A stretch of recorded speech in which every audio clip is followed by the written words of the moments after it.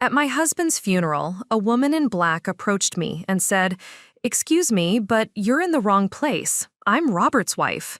She gestured to two children clinging to her dress. "These are his real children, and this is his real family. You need to leave." The funeral director nodded apologetically and escorted me to the back row like I was a distant acquaintance. What she didn't know was that I'd been documenting Robert's lies for months, and I had enough evidence to destroy the life she thought she was inheriting. Before we jump back in, tell us where you're tuning in from, and if this story touches you, make sure you're a subscriber, because tomorrow, I've saved something extra special for you. Tell us a duh. I should have known something was wrong when Robert insisted on such a small, private funeral. "Just close family," he'd said in his final weeks as the cancer consumed him. "I don't want a big fuss, Emma. You know I've always been a private person." But standing in that funeral home in downtown Portland, watching a woman who looked exactly like me claim my husband's casket, I realized Robert's definition of close family had been very different from mine. My name is Emma Sinclair, and until 3 days ago, I thought I'd been married to Robert Mitchell for 15 years. I thought we'd built a beautiful life together in our Victorian house in the Hawthorne district. I thought the weekend trips he took for his consulting work were exactly what he claimed them to be. I thought the separate phone he carried was purely for business clients who needed to reach him after hours. I thought a lot of things that turned out to be catastrophically wrong.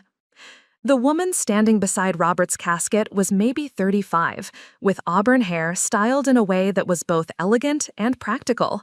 She wore a black dress that looked expensive but understated, the kind of outfit that said she had money but didn't need to show it off.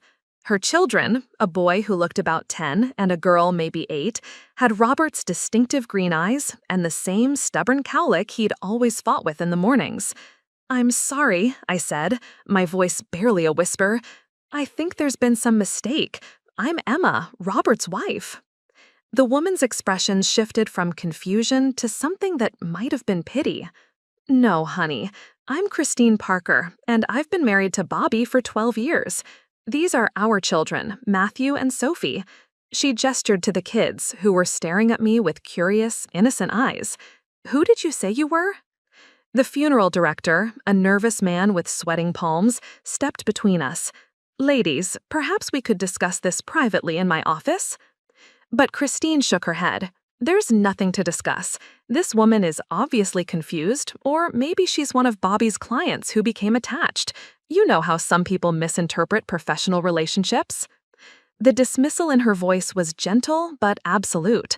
She wasn't being cruel. She genuinely believed I was some delusional woman who'd misunderstood her relationship with her husband. The real tragedy was that part of me was starting to wonder if she might be right.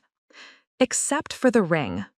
I looked down at the simple platinum band on my left hand, the one Robert had slipped on my finger in a small ceremony at the courthouse 15 years ago. The inscription inside read, "Forever yours, R." I'd never taken it off, not once in all those years. Christine was wearing an identical ring.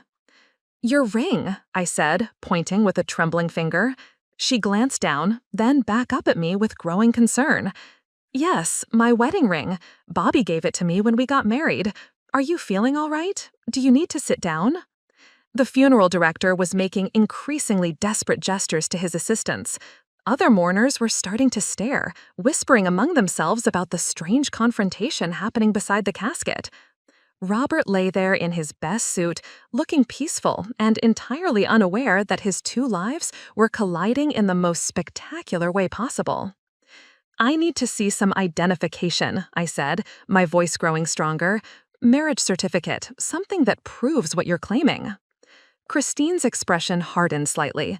"I don't need to prove anything to a stranger. This is my husband's funeral, and you're disrupting our grief. Security." But I was already pulling out my own marriage certificate from my purse. I'd brought it because Robert had specifically requested that certain legal documents be available in case there were any questions about beneficiaries or arrangements. At the time, I thought he was just being his usual meticulous self. Now I realized he'd been preparing for exactly this moment. Christine stared at the document, her face going pale. The date showed a ceremony that had taken place 3 years before her own marriage to Robert. The signature was unmistakably his, in the careful handwriting I'd watched him use to sign birthday cards and mortgage papers for over a decade. "This can't be right," she whispered. "Bobby would never. We have children together. We have a house, a life. He coaches Matthew's Little League team. He helps Sophie with her homework every night when he's home." When he's home. The phrase hit me like a physical blow because I suddenly understood Robert's schedule with perfect clarity. The consulting trips that took him away for 3 or 4 days at a time. The business meetings that required him to stay overnight in Seattle. The weekend conferences that always seemed to happen during school events or family gatherings. Robert hadn't been traveling for work. He'd been commuting between 2 families. "The house in Selwood," I said quietly. "Does he have a workshop in the basement? Tools organized by size? Everything labeled in that obsessive way he has?"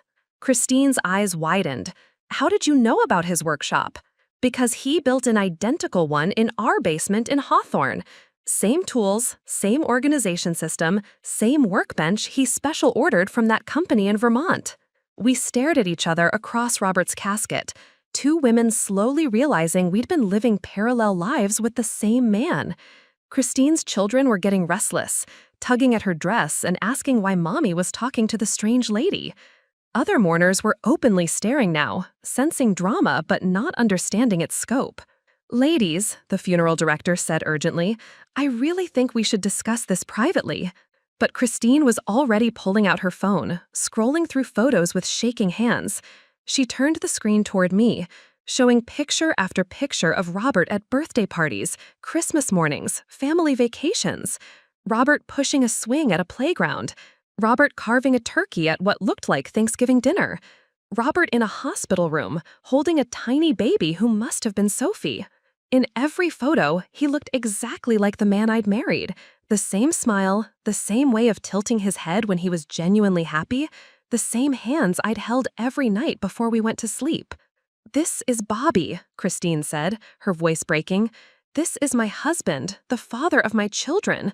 He's been sick for 8 months, fighting cancer. We've been at his bedside every day, taking turns so someone was always there with him. 8 months. The same amount of time Robert had been receiving treatment at the cancer center downtown. The same treatments I'd driven him to 3 times a week. The same chemotherapy sessions where I'd held his hand and brought him books to read during the long hours of infusion. He'd been getting double treatments, telling each of us about the other set of appointments, using our love and concern to justify the additional time away from home. Even his cancer had become part of the deception. "I don't understand," Christine whispered, sinking into one of the chairs reserved for family. Her children immediately crowded around her, sensing their mother's distress without understanding its cause. "How is this possible? How is this possible? How could he do this to us?" But I was beginning to understand something Christine didn't yet realize. Robert hadn't just been living a double life. He'd been preparing for this moment, planning for what would happen when his 2 worlds inevitably collided. The separate bank accounts he'd mentioned in passing, the life insurance policies he'd been so careful to update, the will he'd insisted on revising just weeks before his death. Robert had orchestrated all of this, and standing there beside his casket, I was starting to realize why. He hadn't just been deceiving us about his dual existence. He'd been positioning one of us to inherit everything while leaving the other with nothing. The question was, which one of us was about to discover they'd been the real wife, and which one was about to learn they'd been living a lie?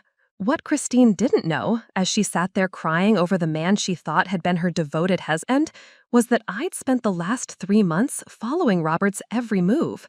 I'd hired a private investigator.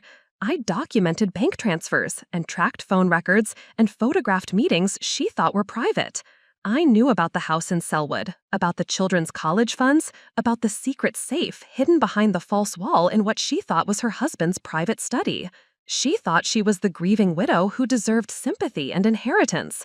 She had no idea she was about to meet the woman who held all the cards.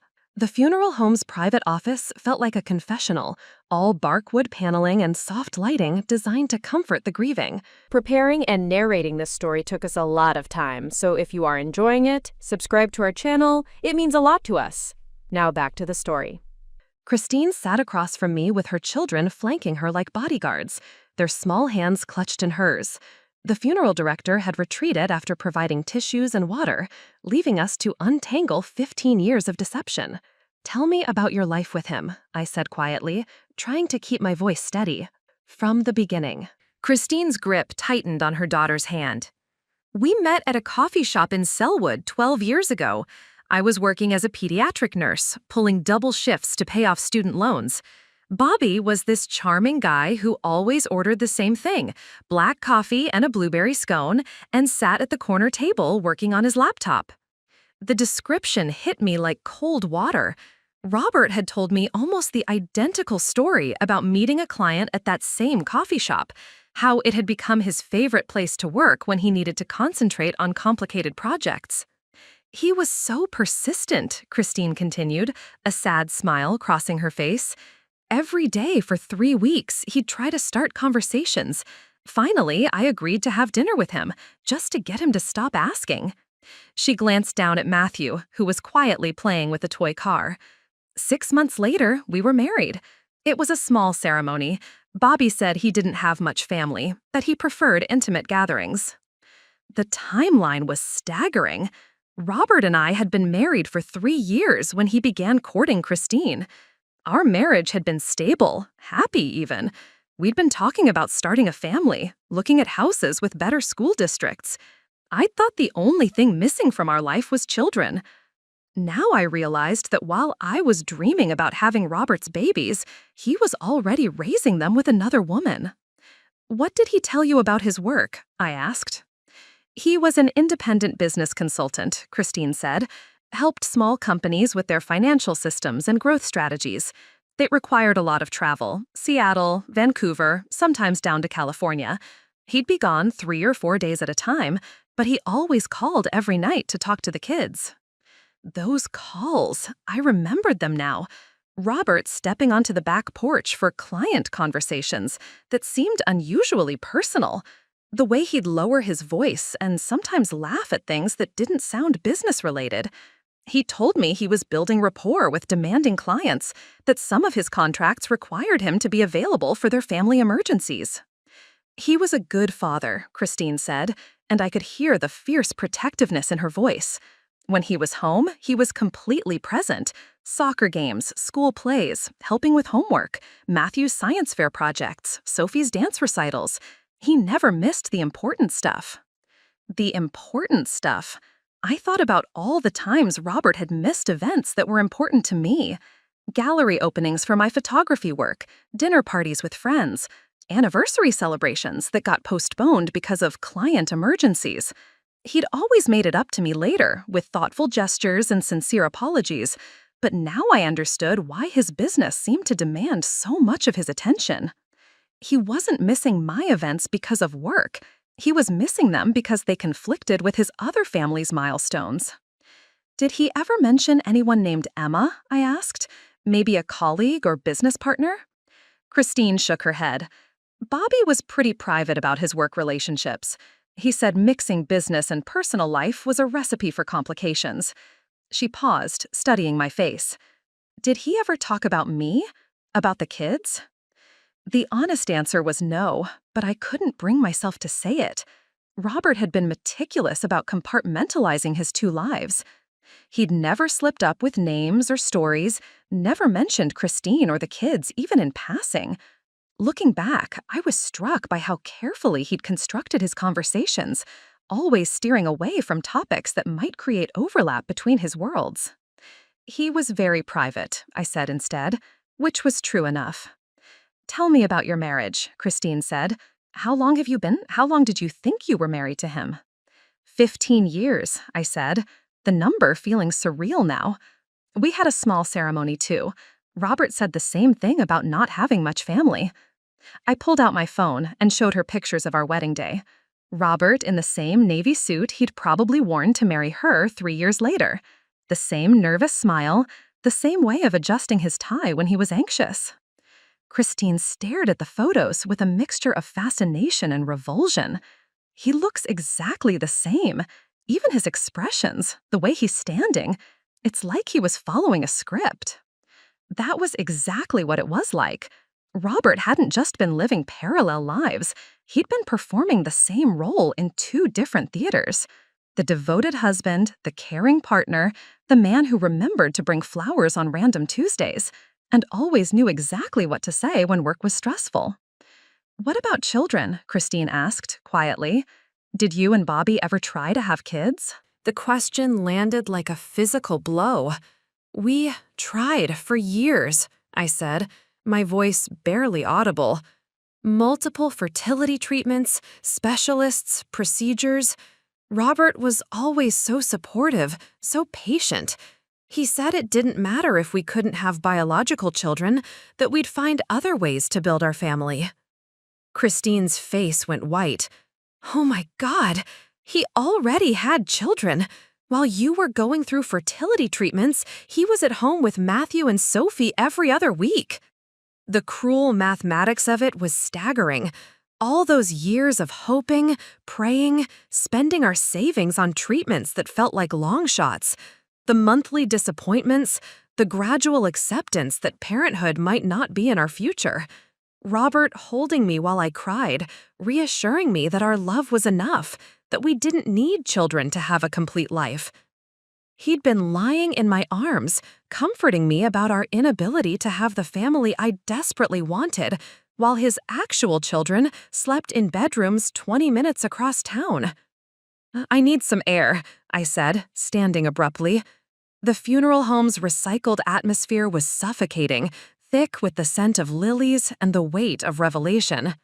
Christine nodded, gathering her children. "We should probably get back to the service anyway. People will be wondering where we went." But as we walked back toward the main chapel, I found myself thinking about timing. Robert's cancer diagnosis 8 months ago had coincided with several changes in his behavior that I'd attributed to illness and fear. He'd become more secretive about his phone, more careful about his calendar, more insistent that I not accompany him to certain medical appointments. He'd also started asking questions about my work, my friends, my financial situation, casual inquiries that felt like someone was taking inventory of my resources and connections. At the time, I thought he was worried about how I'd manage if his treatment didn't work. Now I wondered if he'd been calculating something else entirely. "Christine," I said as we reached the chapel doors, "after Robert dies, what happens to your house, your children's college funds? Did he leave instructions about how you should handle his business clients?" She looked surprised by the questions. "Bobby took care of everything. He always said I shouldn't worry about financial details, that he'd make sure Matthew, Sophie, and I would be provided for." Her voice took on a note of pride. "He was very thorough about planning for the future." Very thorough, indeed. Robert had spent months setting up the perfect scenario for this moment. 2 grieving widows, each convinced of their legitimacy, each expecting to inherit the life they thought they'd build with him. But only one of us was going to discover that Robert's final deception was the cruelest one yet. The memorial service proceeded like a carefully orchestrated performance, with Christine and me sitting on opposite sides of the chapel like warring factions at a wedding.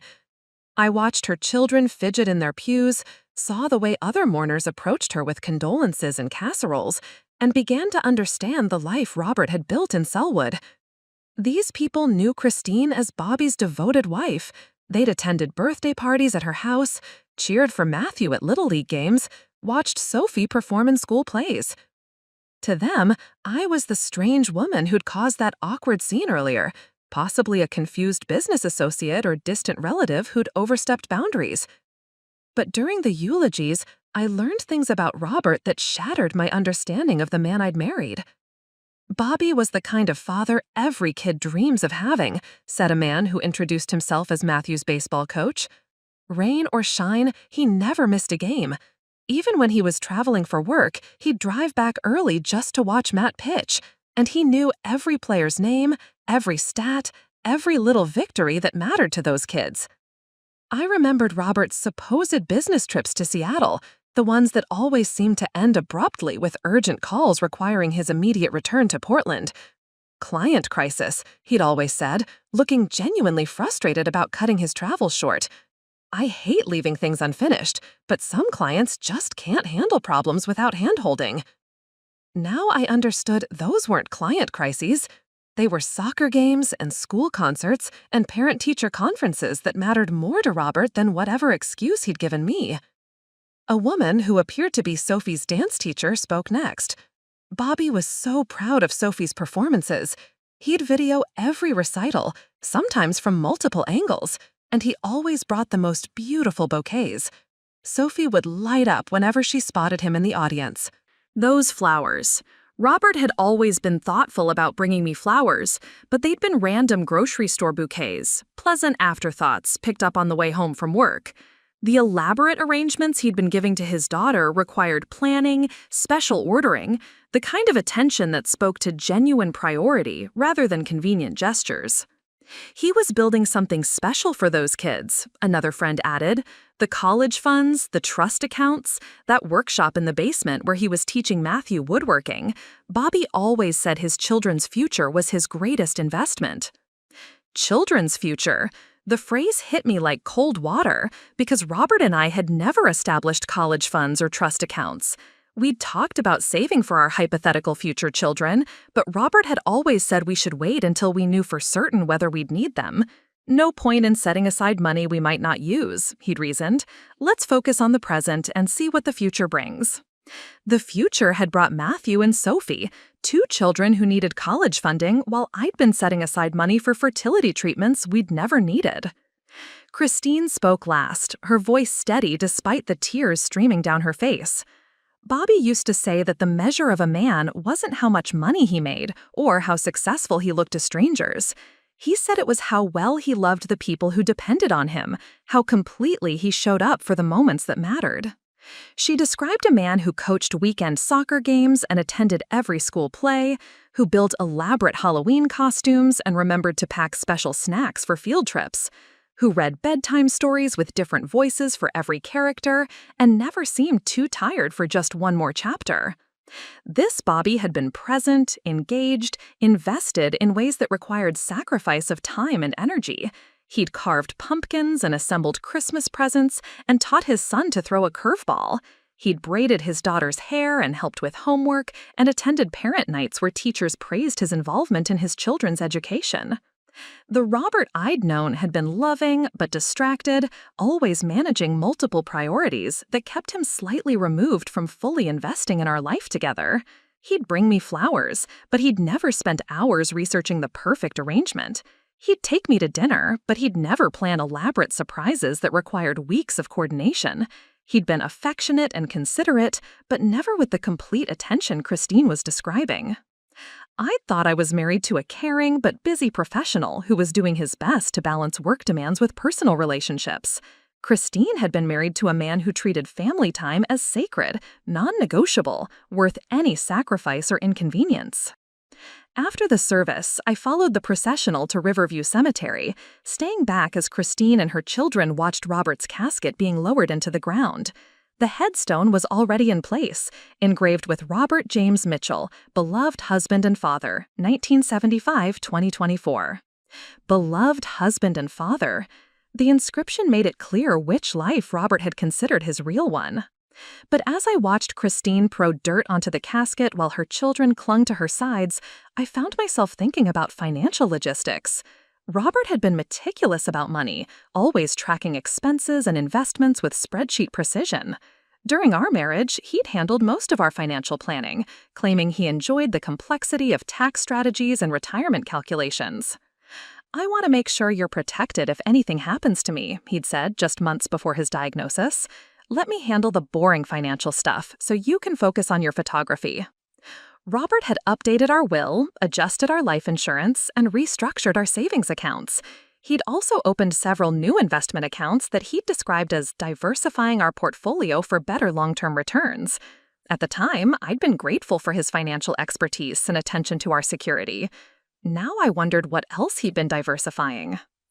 After most of the mourners had left, Christine approached me hesitantly.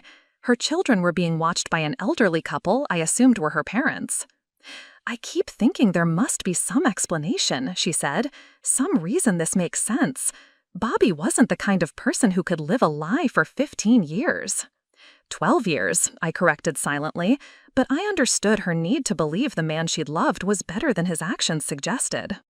"Maybe we should go to his house," I suggested. "Your house, I mean. Look through his papers together. Try to understand what he was thinking." Christine nodded eagerly. Yes, that's a good idea. Maybe there's something that explains all this. Maybe he was protecting us from something, or trying to handle some complicated situation we don't understand. I agreed to follow her to Selwood, partly because I needed to see the life Robert had built there, but mostly because I was starting to suspect Christine was about to discover something that would destroy her understanding of who she'd been married to. The house in Selwood was everything Robert had claimed to want when we'd looked at properties together 15 years ago. Craftsman architecture with original hardwood floors, built-in bookcases, a kitchen that opened onto a backyard perfect for children. It was exactly the kind of family home he'd said was too expensive, too impractical for just the two of us. Too much house for our needs, he'd always said when I'd suggested similar properties. Let's find something more appropriate for our lifestyle. Our lifestyle, apparently, hadn't included children because Robert already had them here. Walking through Christine's house felt like touring an alternate version of my own life. The same furniture style Robert preferred, the same color palette he'd chosen for our home, even some of the same artwork hanging on the walls. But everything here was bigger, better, more carefully curated.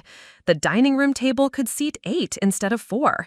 The living room had space for family gatherings instead of intimate conversations. The master bedroom connected to a nursery that had been converted into Sophie's craft room. This wasn't just Robert's second life. It was the upgraded version of the life he'd been living with me. Christine led me to Robert's study, a spacious room lined with built-in shelves and dominated by an antique oak desk that must have cost more than my monthly mortgage payment. Filing cabinets stood at attention along one wall, each drawer labeled with Robert's obsessive organizational system. "Bobby always said this was his sanctuary," Christine explained, running her fingers along the desk's polished surface. "The kids weren't allowed in here without permission, and I only came in to dust or bring him coffee when he was working late." The room felt familiar yet wrong, like looking at a photograph that had been slightly altered. Robert's desk at our house in Hawthorne was smaller, more modest, pushed into a corner of our bedroom because we didn't have space for a dedicated office. But the organization was identical. Pens arranged by color, papers sorted into precise stacks, everything positioned at exact right angles. "Did Robert ever mention feeling overwhelmed by his work?" I asked, opening the first filing cabinet, like he was juggling too many clients or commitments. Christine considered the question. Sometimes he'd come home looking exhausted, like he'd been solving everyone else's problems all day, but he never complained. Bobby always said that helping businesses grow was rewarding enough to make the stress worthwhile. The top drawer contained what appeared to be standard business files, client contracts, project timelines, expense reports. But as I flipped through them, inconsistencies began emerging. Invoice dates that overlapped in impossible ways, travel expenses for the same dates charged to different clients, mileage reports that suggested Robert had been driving between Seattle and Portland multiple times per week. "Christine, look at this," I said, pulling out a folder labeled Walker Construction Services. The contract was dated 6 months ago, with project meetings scheduled every Tuesday and Thursday in Seattle. Did Robert work with this company? She nodded. That was one of his biggest clients. The meetings always ran late, so Bobby usually stayed overnight rather than making the drive back. He'd get home Wednesday evening or Friday morning, depending on how the sessions went. I pulled out another folder, Harrison Financial Consulting.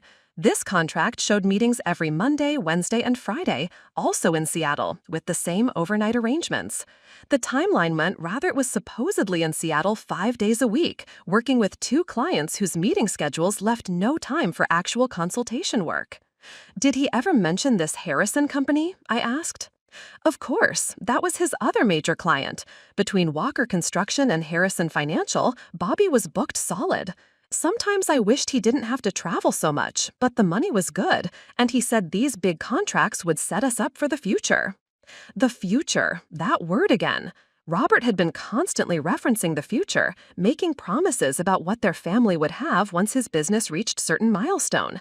Meanwhile, he'd been telling me our financial situation was tight, that we needed to be careful about major purchases or investments. I opened a desk drawer and found something that made my stomach drop. Duplicate business cards. 2 sets of identical cards with Robert's name and contact information, but different addresses. One set listed a P.O. box in Southeast Portland, near our house. The other showed an address in Selwood, probably a mail service near Christine's home. He had 2 business addresses, I said, showing Christine the cards. She frowned. Bobby said having multiple locations made him seem more established to clients, like he had offices in different parts of the city instead of just working from home. That explanation might have made sense if Robert had actually been running a consulting business, but I was beginning to suspect that Walker Construction and Harrison Financial were as fictional as Robert's travel schedule. The real reason he needed 2 business addresses was to keep his mail separate, to ensure that bills and documents from each life didn't accidentally get delivered to the wrong house. In the bottom drawer, I found something even more disturbing. A second cell phone plugged into a discreet charging station hidden behind a stack of books. "Did you know about this phone?" I asked. Christine's expression grew troubled. Bobby said that was for emergency client contact only. He kept it turned off most of the time, but some of his contracts required him to be available 24/7 for urgent situations. I turned on the phone, and immediately it began buzzing with notifications. Text messages from Emma asking about dinner plans, doctor appointments, whether I wanted him to pick up groceries on his way home. Messages that had been sent during the past few weeks while Robert was supposedly focused entirely on his battle with cancer. The last message, sent 3 days ago, was from me. "How are you feeling after today's treatment? Should I make soup for dinner?" Christine stared at the screen, her face growing pale. "Those messages? They're from you?" Robert had been getting chemotherapy at 2 different treatment centers, I said, the pieces falling into place. He told each of us about the appointments at the other location. That's why his treatment schedule seemed so intensive, why he was always exhausted. He was actually receiving double the normal amount of care. But why would someone deliberately seek excessive medical treatment? The answer came to me with sickening clarity: documentation. Robert had been creating an extensive medical record, building evidence of a serious illness that would justify changes in his financial arrangements and estate planning. "Christine, when did Robert first tell you about the cancer diagnosis?" She thought for a moment. 8 months ago. He said he'd been having symptoms for a while, but hadn't wanted to worry me. When he finally went to the doctor, they found tumors in multiple locations. Her voice broke slightly. "The oncologist said it was aggressive, that we needed to start treatment immediately if we wanted to have any chance." 8 months. The same timeline he'd given me, with the same urgency about beginning treatment. But if Robert had been receiving care from 2 different medical teams, his actual prognosis might have been very different from what either of us had been told. I opened Robert's laptop, grateful that he'd never been paranoid about password protection at home. His email accounts told a story that was becoming increasingly disturbing. Messages to both medical teams, coordinating treatment schedules to avoid conflicts, communications with life insurance companies, updating beneficiary information and increasing coverage amounts, correspondence with financial advisors about estate planning and asset protection strategies. Everything was dated from the same period, 8 months ago, when Robert's cancer diagnosis had supposedly forced him to confront his mortality and make arrangements for his family's security. "Emma, what exactly are you looking for?" Christine asked, watching me scroll through months of emails. "Evidence," I said simply. Robert spent years managing 2 separate lives, keeping every detail organized and preventing any overlap between his worlds. Someone that methodical doesn't leave things to chance when they know their deception is about to be exposed. I found what I was looking for in a folder marked estate planning, draft documents that had never been finalized, early versions of wills that showed Robert's thinking process. In the earliest drafts, dated 9 months ago, Robert had left everything to Christine and the children.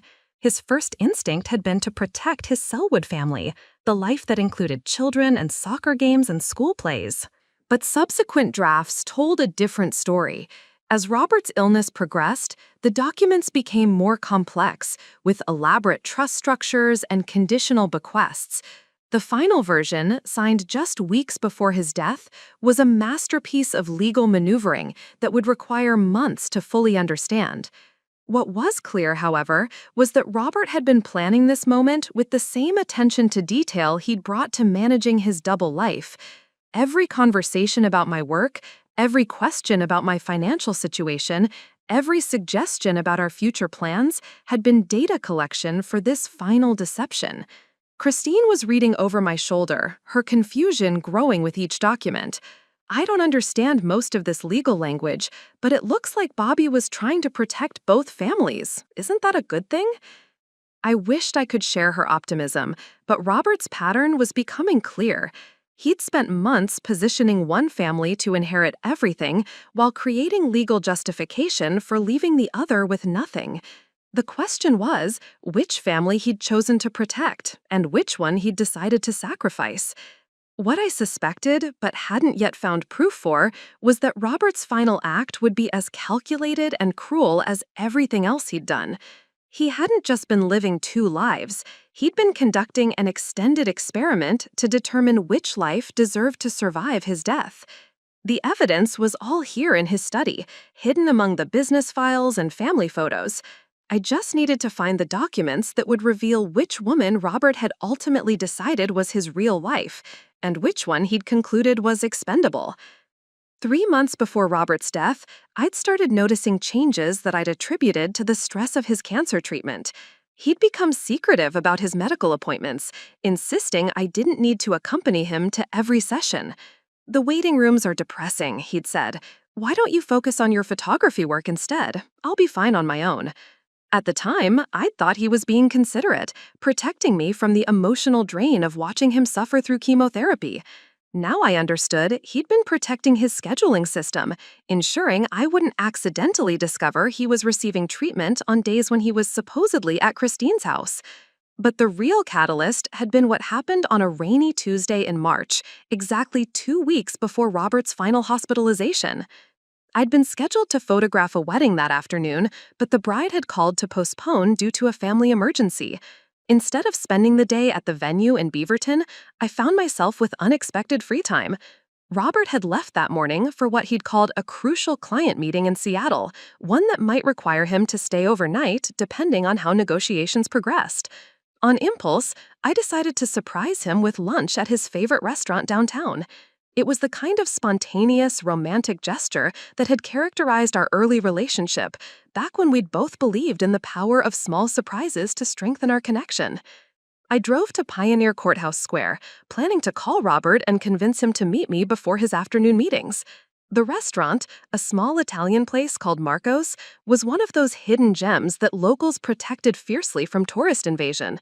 Robert and I had discovered it during our second year of marriage, and it had become our traditional spot for celebrating business successes and anniversaries. But when I called Robert's phone, it went straight to voicemail. His business line did the same.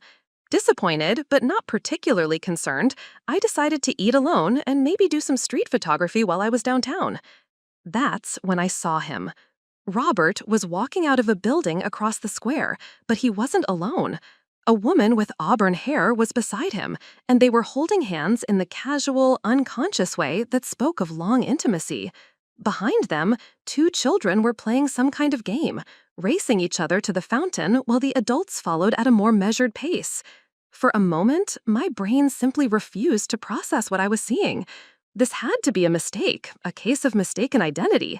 The man looked like Robert from a distance, but surely when he turned around, I'd realize it was a stranger who happened to share my husband's build and gait. Then he laughed at something the woman said, and I heard the distinctive sound that had been making me smile for 15 years. Robert's laugh was unique, starting as a low chuckle and building to an almost musical quality that made other people want to join in. I'd heard it across crowded rooms at parties, recognized it in phone conversations from other rooms of our house. There was no mistaking that laugh. I watched, frozen in disbelief, as Robert helped the little girl tie her shoe while the boy showed him something he'd found near the fountain. The scene was devastatingly domestic, radiating the kind of comfortable family dynamics that develop over years of shared experiences. The woman, Christine, though I didn't know her name yet, was watching Robert interact with the children with an expression of pure contentment. This wasn't a new relationship or a casual affair. This was a family, complete and established and entirely separate from the life Robert shared with me. They walked toward a parking garage while I stood paralyzed beside the square's bronze statues, my camera hanging uselessly around my neck. I should have followed them. I should have confronted Robert immediately, demanded explanations, forced the truth into the open. Instead, I called in sick to my evening commitments and drove home to wait for Robert's return from his supposedly crucial business meeting in Seattle.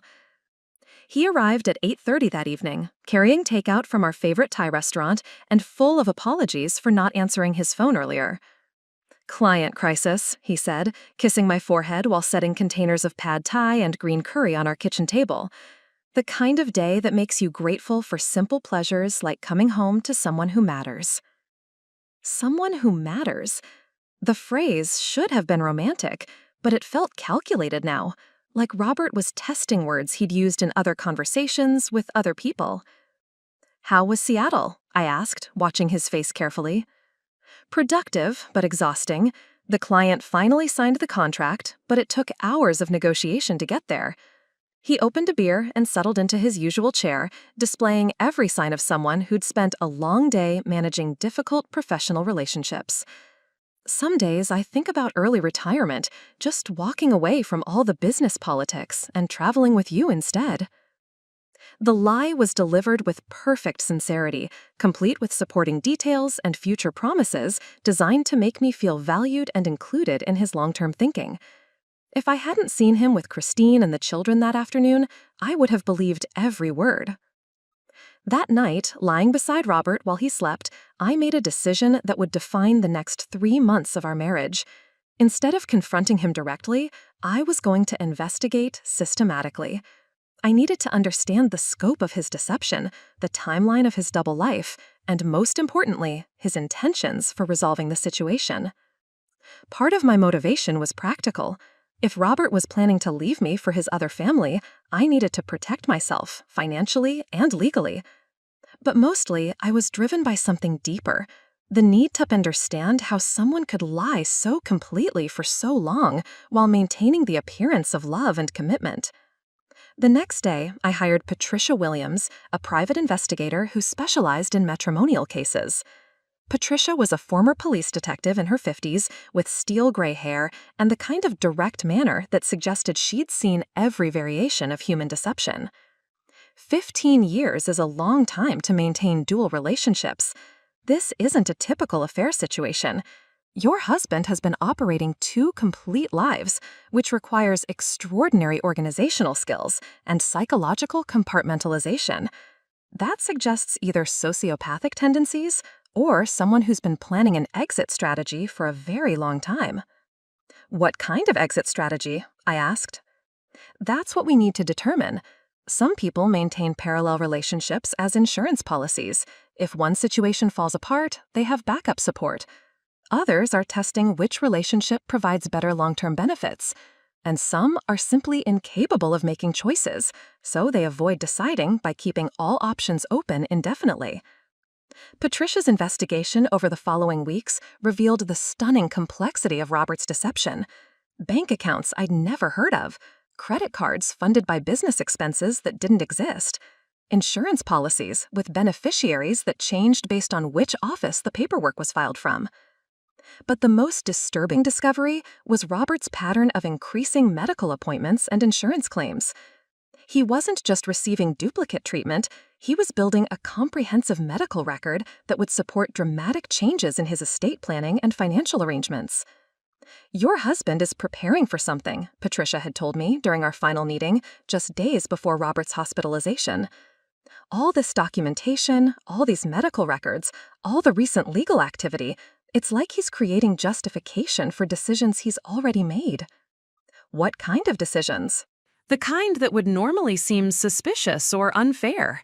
If someone contests his will or questions his final arrangements, he's got months of medical records showing diminished capacity, urgent health crises, and legitimate reasons for making changes under pressure. Patricia handed me a thick folder containing 3 months of surveillance reports, financial analysis, and document authentication.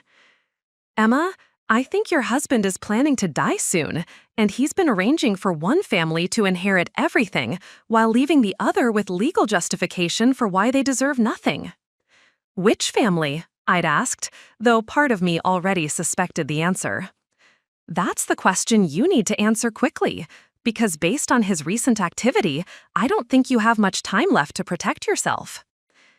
She'd been right. Less than a week later, Robert was hospitalized with complications that would ultimately prove fatal. But by then, I'd already discovered the secret that would determine which widow would inherit his carefully constructed legacy and which one would be left with nothing but memories and debts. Sitting in Robert's study 3 days after his funeral, watching Christine search through filing cabinets with growing desperation, I realized she was beginning to understand that her husband's death had created more problems than solutions. "Emma, I need to ask you something," Christine said, turning from a drawer full of insurance documents. "What exactly did Bobby tell you about his financial arrangements?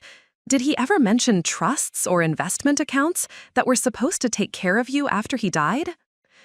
The question revealed more about Christine's situation than she probably intended. Robert had clearly made promises about her financial security, promises that were now proving more complicated than expected. "He said he'd taken care of everything," I replied carefully, "that I shouldn't worry about money or legal complications if something happened to him. What did he tell you?" Christine's hands were shaking slightly as she pulled out a thick manila envelope marked Parker Family Trust, Final Documents. "Bobby set up this elaborate trust structure last year. He said it would protect the house, the kids' college funds, everything we'd built together. But the lawyer's office called this morning, and apparently there are complications with the beneficiary designations." She spread the documents across Robert's desk, and I could see why the lawyer had called.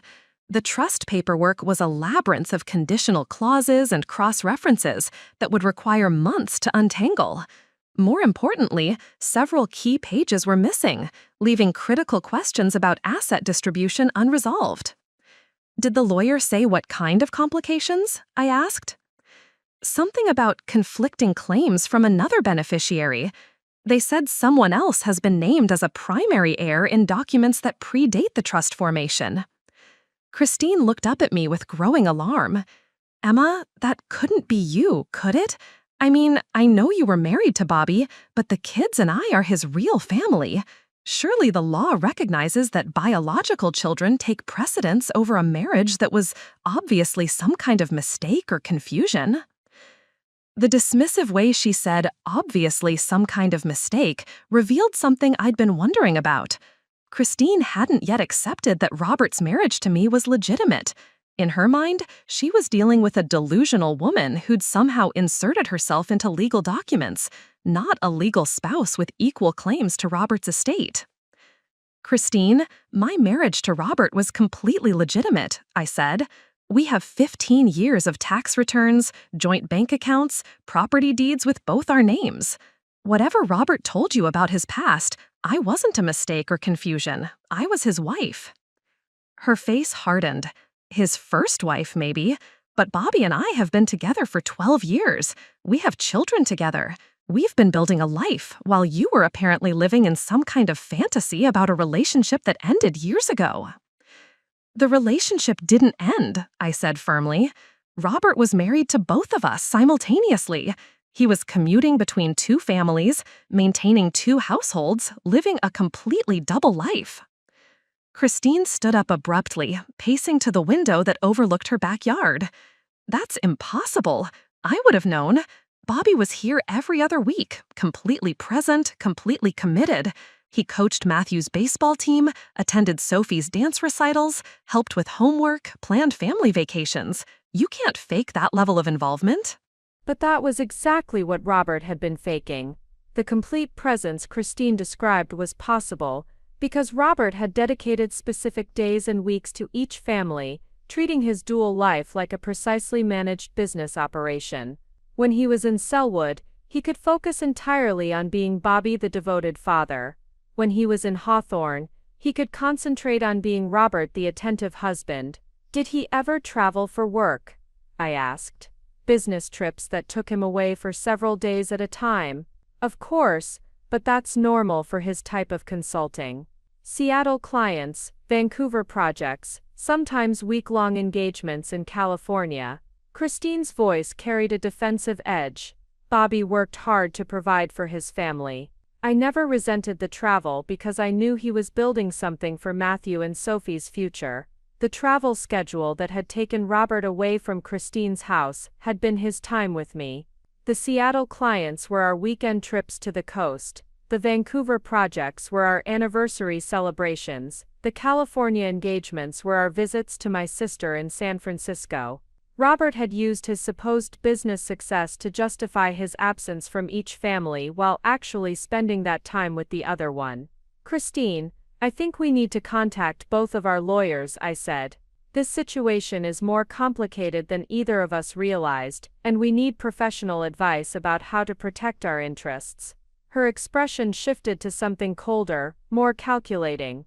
Actually, I've already spoken with Bobby's attorney. Tom Richardson has been handling our family's legal affairs for years. He knows the children, understands Bobby's intentions, and he's confident that the trust structure will protect what Bobby wanted to preserve. Tom Richardson. The name was familiar because Robert had mentioned him occasionally, but always in passing, as someone who handled minor legal matters for his business clients. I'd never realized Robert had been using Richardson for significant estate planning. Did Richardson draft the trust documents? I asked. Of course, Bobby trusted him completely. Tom said that when there are competing claims on an estate, the court looks at which relationships were most significant to the deceased. Marriage certificates are just paperwork, but children represent a biological connection that can't be disputed. The legal theory Christine was describing wasn't entirely accurate, but it suggested that Richardson had been preparing her for a custody battle over Robert's estate. He'd been coaching her to view me as a minor impediment rather than an equal claimant, setting up a strategy that would position Christine and the children as the deserving heirs and me as an opportunistic outsider. Has Richardson seen our marriage certificate? I asked. Christine waved the question away dismissively. Tom said that document fraud is surprisingly common in estate cases. People forge papers, backdate relationships, even create fictional marriages to make claims on valuable estates. He said the court would need much more than a piece of paper to validate a supposed 15-year relationship that no one in Bobby's real life ever knew about. Document fraud. Richardson had been planting the idea that my marriage to Robert was illegitimate, preparing Christine to challenge not just my inheritance claims, but the very existence of our relationship. This wasn't just estate planning, it was character assassination designed to support Christine's position while destroying mine. Did Bobby ever mention having doubts about our marriage? Christine asked, her voice taking on a sharper edge. Maybe he felt guilty about leading you on, or worried that you'd misunderstood the nature of your relationship. Tom said that sometimes people in terminal illness situations attract obsessive attention from acquaintances who mistake professional courtesy for personal connection. The strategy was becoming clear. Richardson had been coaching Christine to reframe Robert's double life as a case of stalking or delusion on my part. In this version of events, I was an unstable woman who'd inserted myself into Robert's medical treatment, forged documents to support fictional claims, and was now trying to steal money that rightfully belonged to his children. It was a brilliant legal strategy, actually. Rather than trying to explain how Robert had managed to maintain two marriages simultaneously, Richardson was arguing that only one marriage had ever existed. Christine's family had documentation, witnesses, biological children, and a lawyer who specialized in protecting estates from fraudulent claims. What Christine didn't realize was that Richardson's strategy required me to be either delusional or criminal. There was no middle ground in their version of events where I was simply another victim of Robert's deception. According to their narrative, I was the villain in a story where Christine and her children were the innocent targets of an elaborate con game. But I had something Richardson hadn't accounted for: Patricia Williams' investigation file, with 3 months of surveillance photos, financial records, and documented proof that Robert had been deliberately maintaining 2 separate lives. More importantly, I had evidence of Richardson's own involvement in structuring Robert's deception. Christine thought she was dealing with a confused woman who could be dismissed with the right legal pressure. She had no idea she was about to discover that her trusted family lawyer had been Robert's partner in a fraud that was far more extensive than bigamy. Over the following week, Christine's approach toward me shifted from confused sympathy to calculated intimidation. The grieving widow who'd shared tissues and tears in the funeral home was replaced by someone who viewed me as a threat to her children's inheritance and was prepared to fight accordingly. The campaign began with phone calls from Tom Richardson's office. His secretary, a woman with a voice like honey over steel, left messages explaining that I needed to provide documentation of my relationship with Robert to clarify any potential misunderstandings about estate claims. "Mrs. Sinclair," she said in the third message, "Mr. Richardson is prepared to meet with you to discuss your situation, but he'll need to see original documents proving your connection to the deceased, marriage certificates, joint tax returns, shared property deeds, that sort of thing. He wants to help resolve this matter as efficiently as possible." The request sounded reasonable on the surface, but Patricia Williams had warned me about this tactic. "They're fishing," she'd explained during one of our meetings. "Legitimate heirs don't usually need to provide proof of their relationships to family lawyers. When attorneys start demanding documentation, it's because they're building a case to challenge your standing." Meanwhile, Christine had begun her own investigation into my background. She'd found my photography studio's website and social media accounts, studying 15 years of my life with the intensity of someone preparing for battle. She called my business references, claiming to be considering me for wedding photography services. She drove past my house in Hawthorne, taking photos of the property and researching its ownership history. Her Facebook friend requests to mutual acquaintances were subtle but persistent. She'd reached out to people who'd known Robert and me as a couple, introducing herself as Bobby's widow and asking casual questions about our relationship dynamic. "I'm trying to understand Bobby's life before we met," she'd tell them. "Emma seems like such a sweet person. How long were they together before things ended?" The phrasing was clever. By assuming our relationship had ended rather than asking when it ended, Christine encouraged people to provide information that supported her narrative. Several mutual friends, confused by the timeline and not wanting to speak ill of the dead, had given Christine responses that made our marriage sound historical rather than ongoing. But Christine's most effective tactic was involving her children. Matthew and Sophie began appearing at locations where they might encounter me: the grocery store where Robert and I shopped, the coffee shop where I often worked on editing, the park where I sometimes photographed family portraits. They were always with Christine or her parents, always well-behaved, always heartbreakingly normal children dealing with the loss of their father. The message was clear. I was threatening the financial security of 2 innocent children who'd already lost the most important person in their world.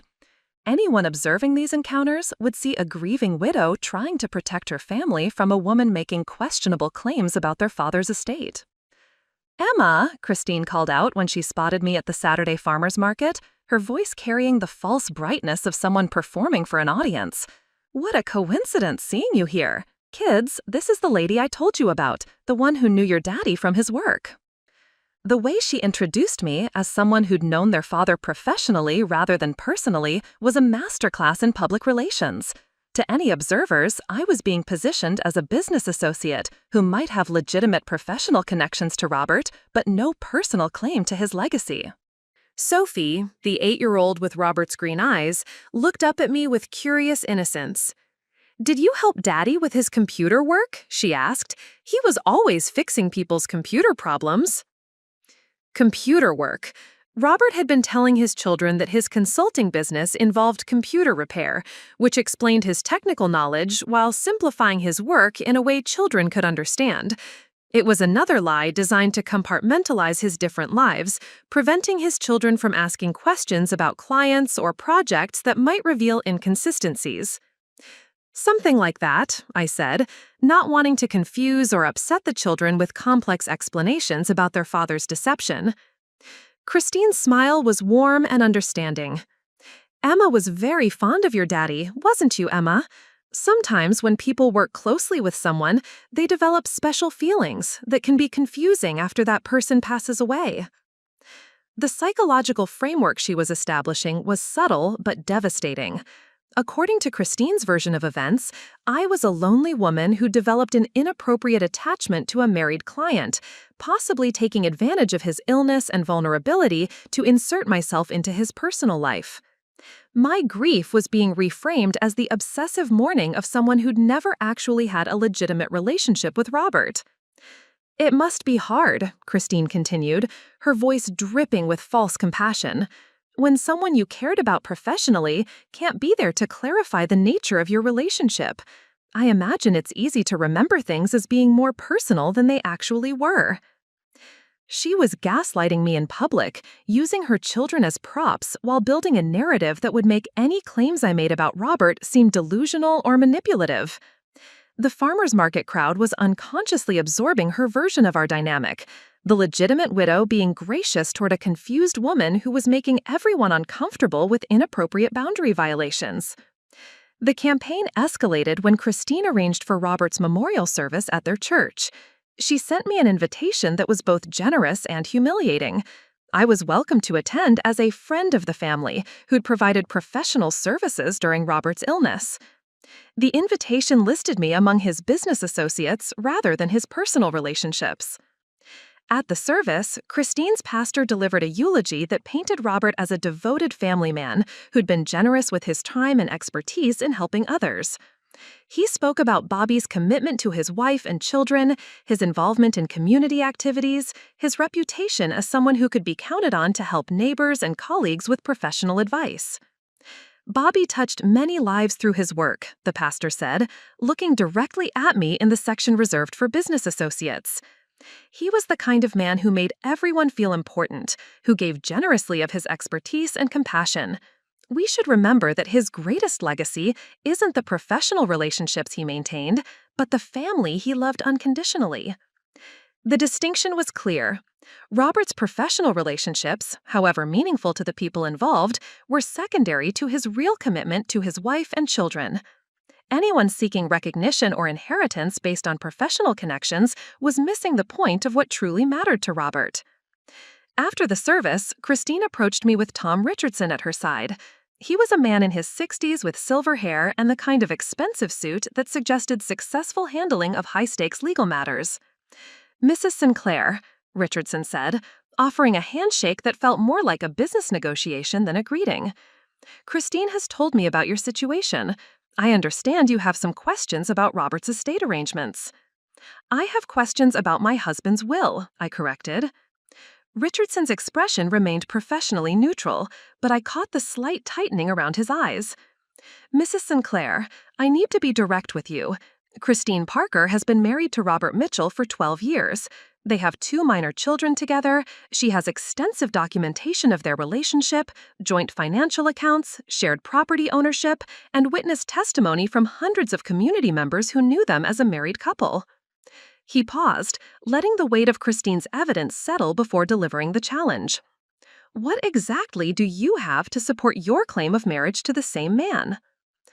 The question was designed to make me realize how weak my position appeared compared to Christine's comprehensive documentation of her relationship with Robert. But Richardson had made one crucial miscalculation. He was assuming I only had the evidence of a legitimate marriage. He had no idea I also had proof of a massive fraud that he'd helped orchestrate.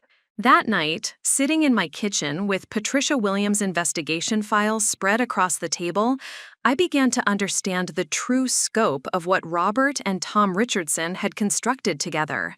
This wasn't just bigamy or estate fraud, it was a sophisticated financial conspiracy that had been years in the making.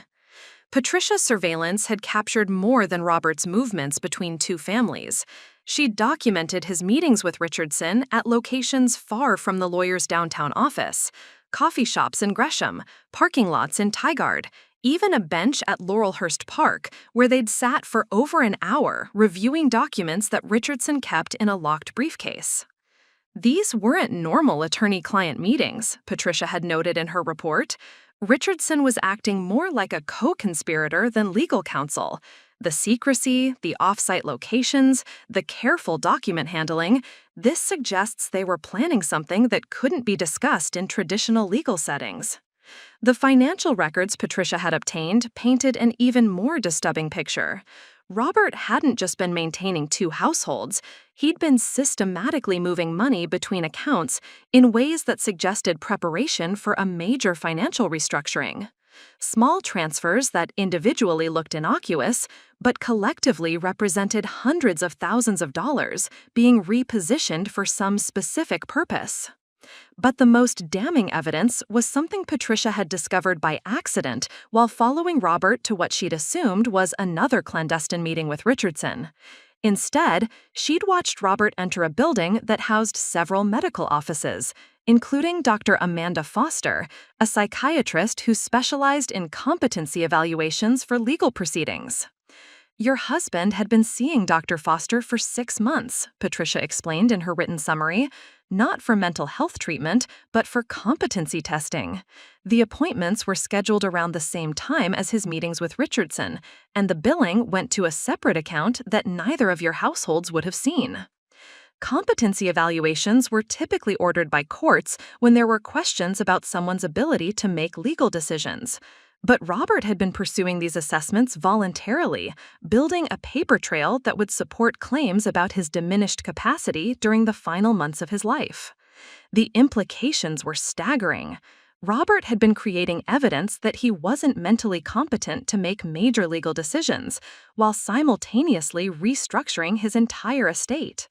If anyone challenged his final arrangements, Richardson could argue that Robert's choices had been made during a period of documented cognitive decline caused by his medical condition. But Patricia's most significant discovery was hidden in Robert's phone records from the past year. Multiple calls to a number registered to something called Pacific Northwest Asset Recovery Services. When Patricia investigated the company, she found that it was owned by Richardson's brother-in-law and specialized in helping people hide assets during divorce proceedings and estate disputes. Robert had been preparing to disappear money where neither Christine nor I would be able to find it. The morning after my confrontation with Richardson at the memorial service, I drove to Patricia's office in Northwest Portland with a specific request.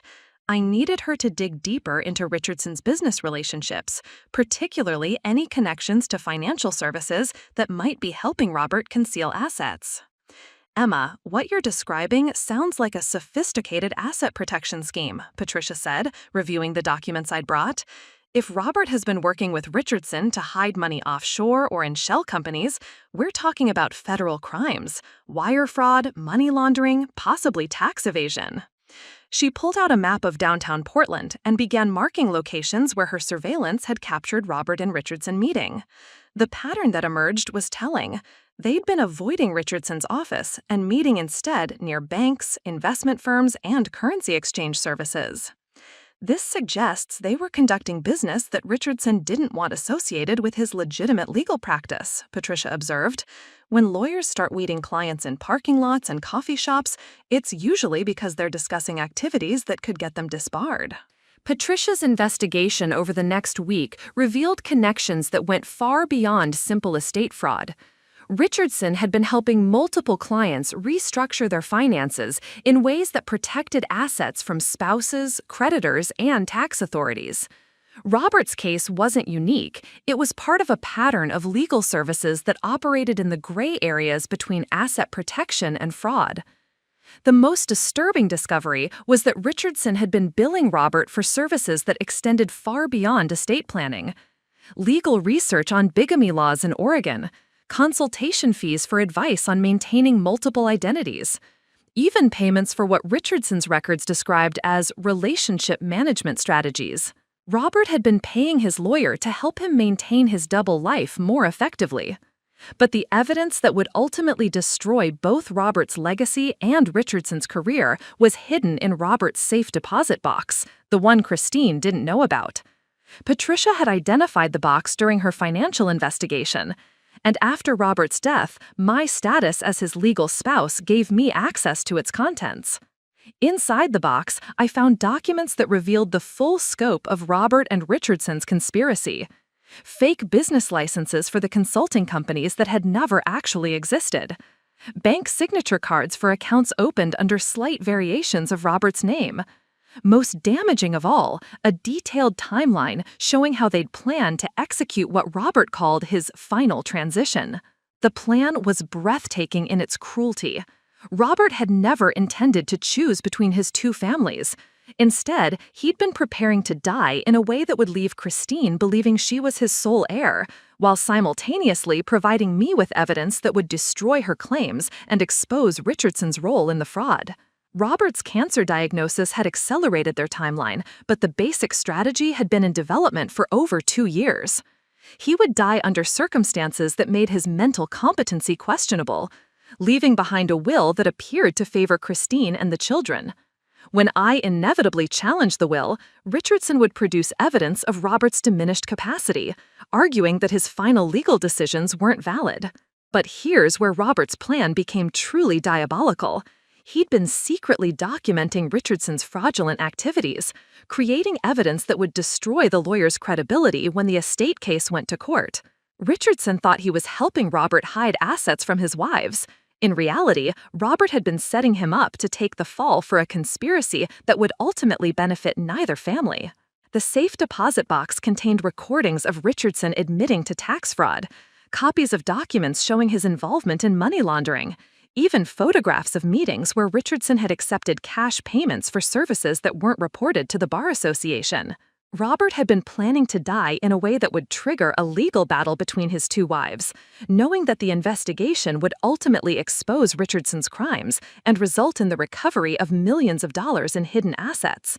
Money that would then be distributed according to Oregon's intestate succession laws, giving both families a share while ensuring that Richardson would be destroyed in the process. The man I'd been married to for 15 years hadn't just been living a double life. He'd been orchestrating a post-mortem revenge scheme that would ruin everyone who trusted him, including the children who carried his name. But Robert had made one critical miscalculation. He'd assumed that when I discovered the evidence in his safe deposit box, I would use it to destroy Christine and Richardson according to his plan. He'd never considered that I might have moral objections to carrying out a scheme that would devastate 2 innocent children and their mother. The question now was whether to honor Robert's intentions or to find a way to protect the people he'd planned to sacrifice for his twisted sense of justice. The real scope of Robert's deception became clear when I found the key to his second safe deposit box, the one even Patricia Williams hadn't discovered. It was taped inside an old camera case in our basement, hidden among photography equipment I rarely used anymore. The key was accompanied with a handwritten note in Robert's careful script. For Emma, when you understand what I've really been building. The box was registered under one of Robert's business aliases at a bank in Lake Oswego, far from either of our neighborhoods. Inside, I found documents that revealed Robert's true masterpiece wasn't his double life or his revenge scheme against Richardson. It was something far more valuable and infinitely more dangerous. The man I'd been married to for 15 years hadn't just been living a double life. He'd been orchestrating a post-mortem revenge scheme that would ruin everyone who trusted him, including the children who carried his name. But Robert had made one critical miscalculation. He'd assumed that when I discovered the evidence in his safe deposit box, I would use it to destroy Christine and Richardson according to his plan. He'd never considered that I might have moral objections to carrying out a scheme that would devastate 2 innocent children and their mother. The question now was whether to honor Robert's intentions or to find a way to protect the people he'd planned to sacrifice for his twisted sense of justice. The real scope of Robert's deception became clear when I found the key to his second safe deposit box, the one even Patricia Williams hadn't discovered. It was taped inside an old camera case in our basement, hidden among photography equipment I rarely used anymore. The key was accompanied by a handwritten note in Robert's careful script. For Emma, when you understand what I've really been building. The box was registered under one of Robert's business aliases at a bank in Lake Oswego, far from either of our neighborhoods. Inside, I found documents that revealed Robert's true masterpiece wasn't his double life or his revenge scheme. It was something far more valuable and infinitely more dangerous. Robert had been stealing from his clients, not the fake consulting clients he'd invented to justify his travel schedule, but real companies that had hired him for legitimate technical work over the years. Small amounts at first, skimmed from project budgets and development funds, but growing bolder as he perfected his methods. The documentation was meticulous. Bank account numbers, transfer authorizations, even screenshots of the software systems he'd created to hide the theft. Robert had been embezzling money from over 40 different companies, ranging from small startups to major corporations with household names. But the genius of his scheme wasn't the theft itself, it was how he'd been investing the stolen money. Robert had used his ill-gotten gains to purchase cryptocurrency early in its development, when Bitcoin was trading for pennies and most people considered it worthless speculation. The wallet addresses and private keys in the safe deposit box represented a fortune that had grown exponentially over the past decade. What had started as perhaps a few $100,000 in stolen funds had become a cryptocurrency portfolio worth over $50 million. Robert hadn't been planning to choose between his two families because he'd been building wealth that could support both households in luxury for generations. The bigamy, the elaborate scheduling, the careful compartmentalization, all of it had been designed to buy him time while his cryptocurrency investments matured into a generational fortune. But there was something else in the safe deposit box that changed everything, a detailed confession.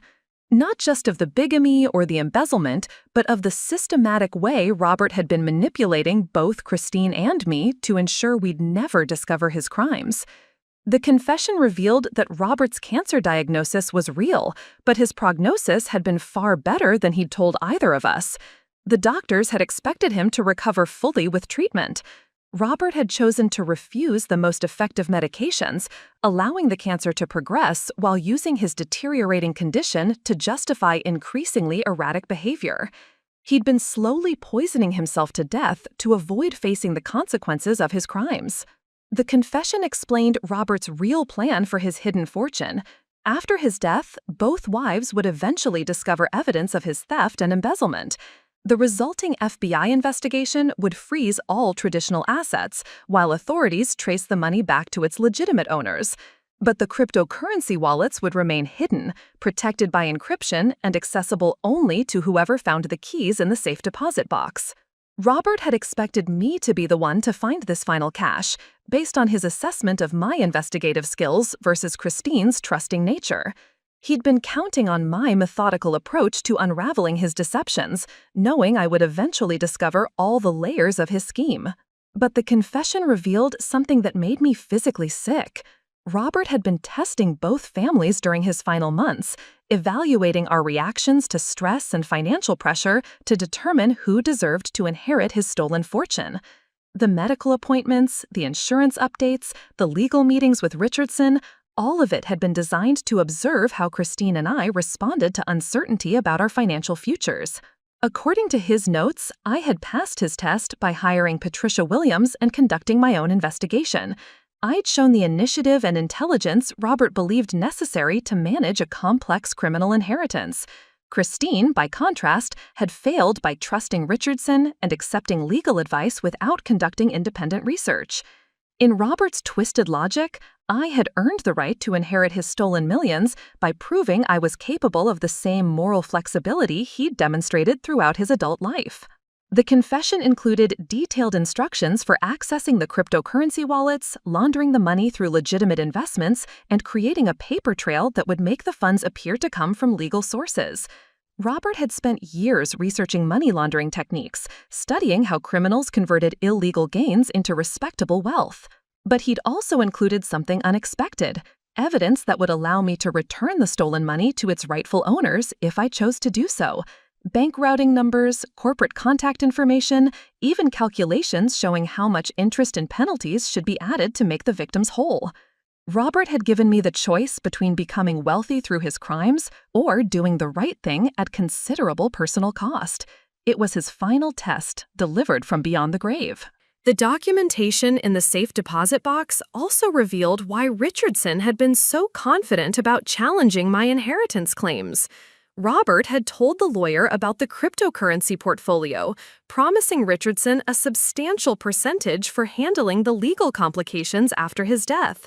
Richardson thought he was positioning Christine to inherit the traditional assets while secretly preparing to claim the real fortune for himself. Neither Richardson nor Christine knew about the confession or the evidence of Robert's crimes. They were both operating under the assumption that Robert's hidden wealth came from legitimate investments and business success.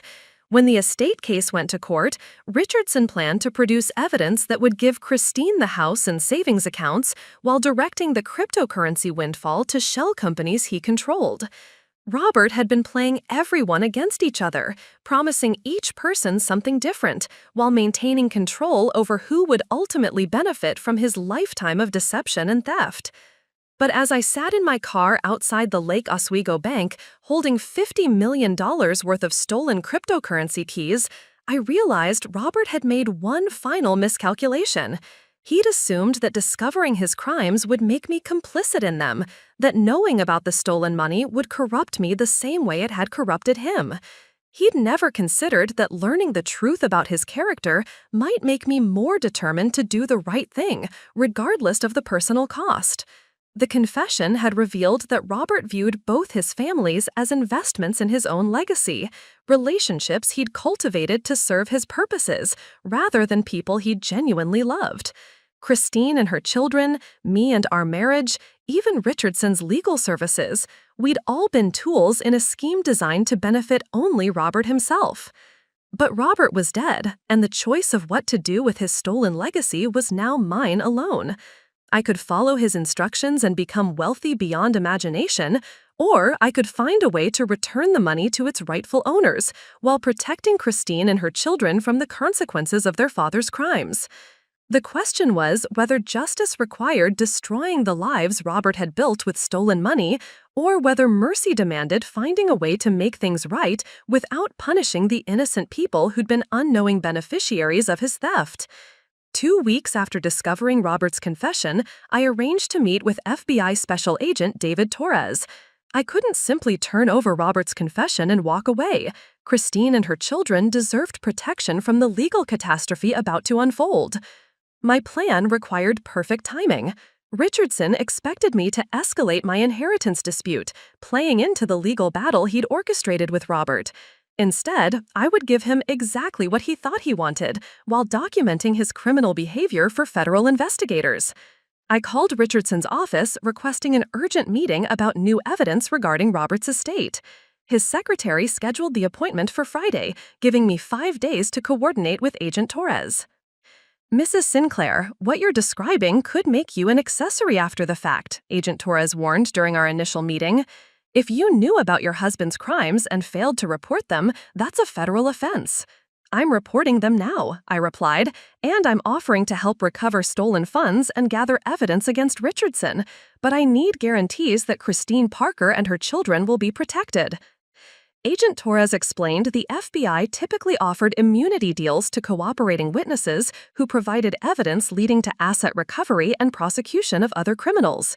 If I could deliver Richardson and help trace Robert's embezzlement network, they'd negotiate protections for Robert's victims. The plan was elegant. I would meet Richardson while wearing an FBI wire, presenting selected portions of Robert's confession to make Richardson believe he could access the cryptocurrency fortune without revealing I knew about his planned betrayal of Christine. Richardson's greed would expose his criminal activities while trying to negotiate a larger share of stolen wealth. But the setup required Christine's presence when Richardson's true nature was exposed. She needed to witness his betrayal firsthand to protect her legally and free her from his emotional manipulation. 3 days before the meeting, I called Christine with news of a breakthrough in understanding Robert's financial arrangements. I found documents suggesting Robert had significant investment accounts we didn't know about, accounts that could benefit both families if we handled the legal issues correctly. Christine eagerly agreed to join the Friday meeting. Richardson's secretary confirmed the additional attendee wouldn't be a problem. The conference room could accommodate a larger group. Meanwhile, Agent Torres coordinated with the Oregon State Bar Association and IRS to ensure Richardson's crimes would be prosecuted at federal and state levels. The evidence showed tax fraud, money laundering, and conspiracy stretching back 5 years. The most crucial element involved timing the revelation of Robert's embezzlement network. Agent Torres needed Richardson to incriminate himself before learning the stolen cryptocurrency would be returned to rightful owners. If Richardson realized early there would be no fortune to steal, he might avoid making admissions guaranteeing his prosecution. The night before the meeting, I reviewed the script Agent Torres and I had developed. I would present Richardson with edited portions of Robert's confession, focusing on cryptocurrency wallets while omitting evidence of Richardson's planned betrayal. Richardson's response would reveal whether he was genuinely protecting clients or planning to steal money for himself. Based on Robert's confession, I knew exactly which option Richardson would choose. Richardson's conference room was designed to intimidate. Christine sat beside me while Richardson reviewed the edited portions of Robert's confession I'd provided.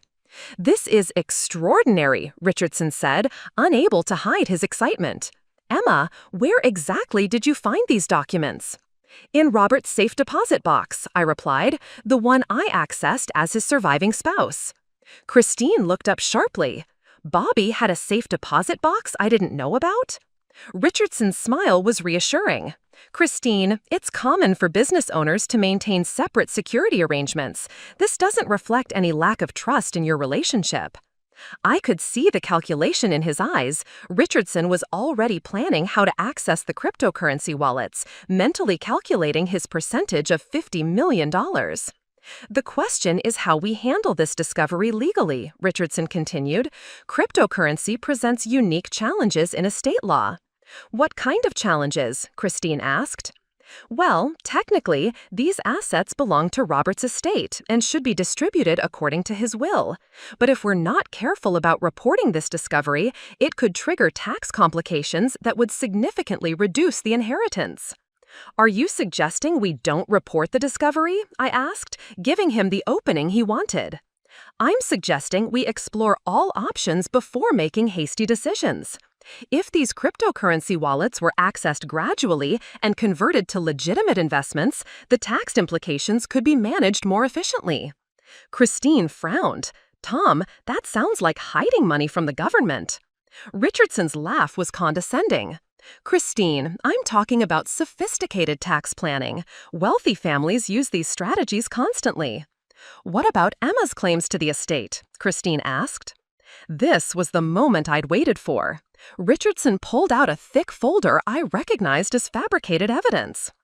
"Actually, I've been researching Emma's situation extensively. There are significant questions about the validity of her marriage to Robert." He spread documents across the table. These records show discrepancies in Emma's marriage certificate, inconsistencies in her tax filings, witness testimony suggesting her relationship with Robert was primarily professional. Christine stared at the documents, confusion and hope warring in her expression. "But Emma has been married to Bobby for 15 years. "Mental illness can manifest in elaborate delusions," Richardson said gently. "Emma may genuinely believe she was married to Robert, but belief doesn't create legal reality." "Tom," I said quietly, "what happens to the cryptocurrency while you're challenging my marriage?" His smile was predatory. "Those assets would need management by a qualified trustee during legal proceedings, someone with expertise in complex financial matters." "Someone like you?" "If the court appointed me, yes. Trustee fees for managing such assets would be substantial, but that's a small price for professional oversight." Christine looked uncomfortable. "Tom, I don't want to steal anything from Emma if she has legitimate claims." Richardson's expression hardened. "Christine, you have 2 children to think about." Sometimes protecting your family requires making difficult decisions. What kind of difficult decisions? The kind that ensure your children's futures aren't diminished by fraudulent claims from strangers. The caring lawyer facade was slipping. Tom, I said, what exactly are you proposing we do with the cryptocurrency? Richardson leaned closer, checking for eavesdroppers. I'm proposing we access those wallets immediately, before any court proceedings. Convert the cryptocurrency to cash through offshore exchanges, then invest in legitimate assets that can't be traced. Isn't that money laundering? Christine whispered. It's asset protection. The only difference is starting with cryptocurrency instead of traditional investments. Richardson's greed overrode his caution. Christine, I've been helping families protect assets for years. When marriages end or family members make inappropriate claims, sometimes the only way to preserve what belongs to the children is to move money where it can't be found. How many families? I asked. Dozens. I've protected millions from ex-spouses, creditors, and government agencies. The key is establishing offshore structures before anyone realizes the money exists. Christine stood abruptly. Tom, you're talking about stealing money. How is that different from robbery? Richardson's expression shifted, more threatening. Christine, think carefully about what's best for your children. Emma's claims will tie everything up for years. Matthew and Sophie won't have college funds, house payments will become your responsibility, and you'll drown in legal fees. He leaned back casually. On the other hand, if we handle this properly, your children will be secure for life. Sometimes being a good mother means making choices others might not understand. The threat was clear: cooperate or watch your children suffer. The conference room door opened sharply. Agent Torres entered with 2 FBI agents, badges visible, expressions grimly professional. Tom Richardson, you're under arrest for wire fraud, money laundering, and conspiracy to commit theft. Richardson's face drained of color as agents surrounded him. There's been some mistake. I'm a licensed attorney. I don't know what this is about. We have recordings of you admitting to multiple felonies, Agent Torres replied, producing handcuffs. You have the right to remain silent. Christine sat frozen, watching her trusted family lawyer being read his Miranda rights. The transformation was so sudden, she seemed unable to process what was happening. Emma, she whispered, what's going on? Why are the FBI here? Before I could answer, Richardson's composure cracked entirely. The smooth professional demeanor shattered as he realized his legal jeopardy. You set me up, he snarled at me, his face contorting with rage. You lying bitch, you've been recording this whole meeting. Agent Torres stepped between Richardson and me. Mr. Richardson, I strongly advise you to stop talking. But Richardson was beyond rational behavior. The prospect of federal prison had stripped away all pretense, revealing the desperate criminal beneath the respectable facade. Christine, don't listen to her, he shouted, as agents led him toward the door. Emma's been lying about everything. She's not Robert's real wife. She's some psychotic stalker who fabricated evidence to steal your children's inheritance. The accusations poured out in panic and hatred. She hired private investigators to spy on your family. She broke into Robert's medical records. She's been planning this for months, trying to destroy your family so she can steal money belonging to Matthew and Sophie. Christine stared in horror, finally seeing the man she'd trusted with her family's future for what he really was. Tom, stop, just stop talking. But Richardson couldn't stop. His career was over, his freedom gone, and his only hope was convincing someone that I was the real villain. Ask her about the cryptocurrency wallets. He screamed as agents reached the door. Ask her how she really found them. Ask her why she's working with the FBI instead of protecting Robert's legacy. The door closed behind Richardson, leaving Christine and me alone, with the echo of his accusations and devastating silence. Christine sat motionless, staring at scattered legal documents Richardson had left behind. When she finally spoke, her voice was barely audible. How long have you known? She asked. Known what? That Tom was planning to steal from us. That he was never trying to protect my children. She looked up with eyes full of betrayal and confusion. How long have you been working with the FBI? I pulled out the recording device Agent Torres had given me, setting it between us. Since I found Robert's confession 2 weeks ago. Christine, your husband wasn't just leading a double life. He was embezzling money from his clients and working with Richardson to hide stolen funds. I opened my briefcase and pulled out copies of documents from Robert's safe deposit box. Robert stole over $50 million in cryptocurrency using money he embezzled from dozens of companies. Richardson was planning to claim that fortune for himself, while convincing you that I was mentally ill and had fabricated our marriage. Christine stared at the confession, hands shaking as she turned pages. This can't be real. Bobby wouldn't steal money. He was honest, ethical, he cared about doing the right thing. Robert cared about protecting himself, I said gently. Everything else was secondary, including both our families. The truth was devastating, but Christine needed to understand the complete scope of Robert's deception. Her house, her children's college funds, even grocery money, all purchased with stolen cryptocurrency gains. But the companies Bobby consulted for, Christine protested, Walker Construction, Harrison Financial, those were legitimate clients, weren't they? I shook my head. Those companies exist, but Robert never worked for them. He created fake contracts to justify his travel schedule while stealing from other businesses entirely. Christine buried her face in her hands. Oh God. Matthew and Sophie, everything they have, it's all stolen money, isn't it? The question hung like a death sentence. Robert's children had been living in a house purchased with embezzled funds, attending schools paid for with stolen cryptocurrency, planning educations funded by criminal proceeds. What happens now? Christine asked. Agent Torres will interview you about your knowledge of Robert's business activities. The FBI will trace every stolen dollar and work to return money to victimized companies. Eventually, there will be civil lawsuits seeking to recover stolen funds from anyone who benefited. Christine looked up sharply. They're going to sue me, take my house, take the kids' college money, probably. Asset forfeiture laws prevent criminals from benefiting from their crimes, even indirectly. From Robert's confession, showing the payments Richardson had received for money laundering services, the legal strategies he'd developed to protect criminal proceeds, the detailed plans for stealing the cryptocurrency fortune after Robert's death.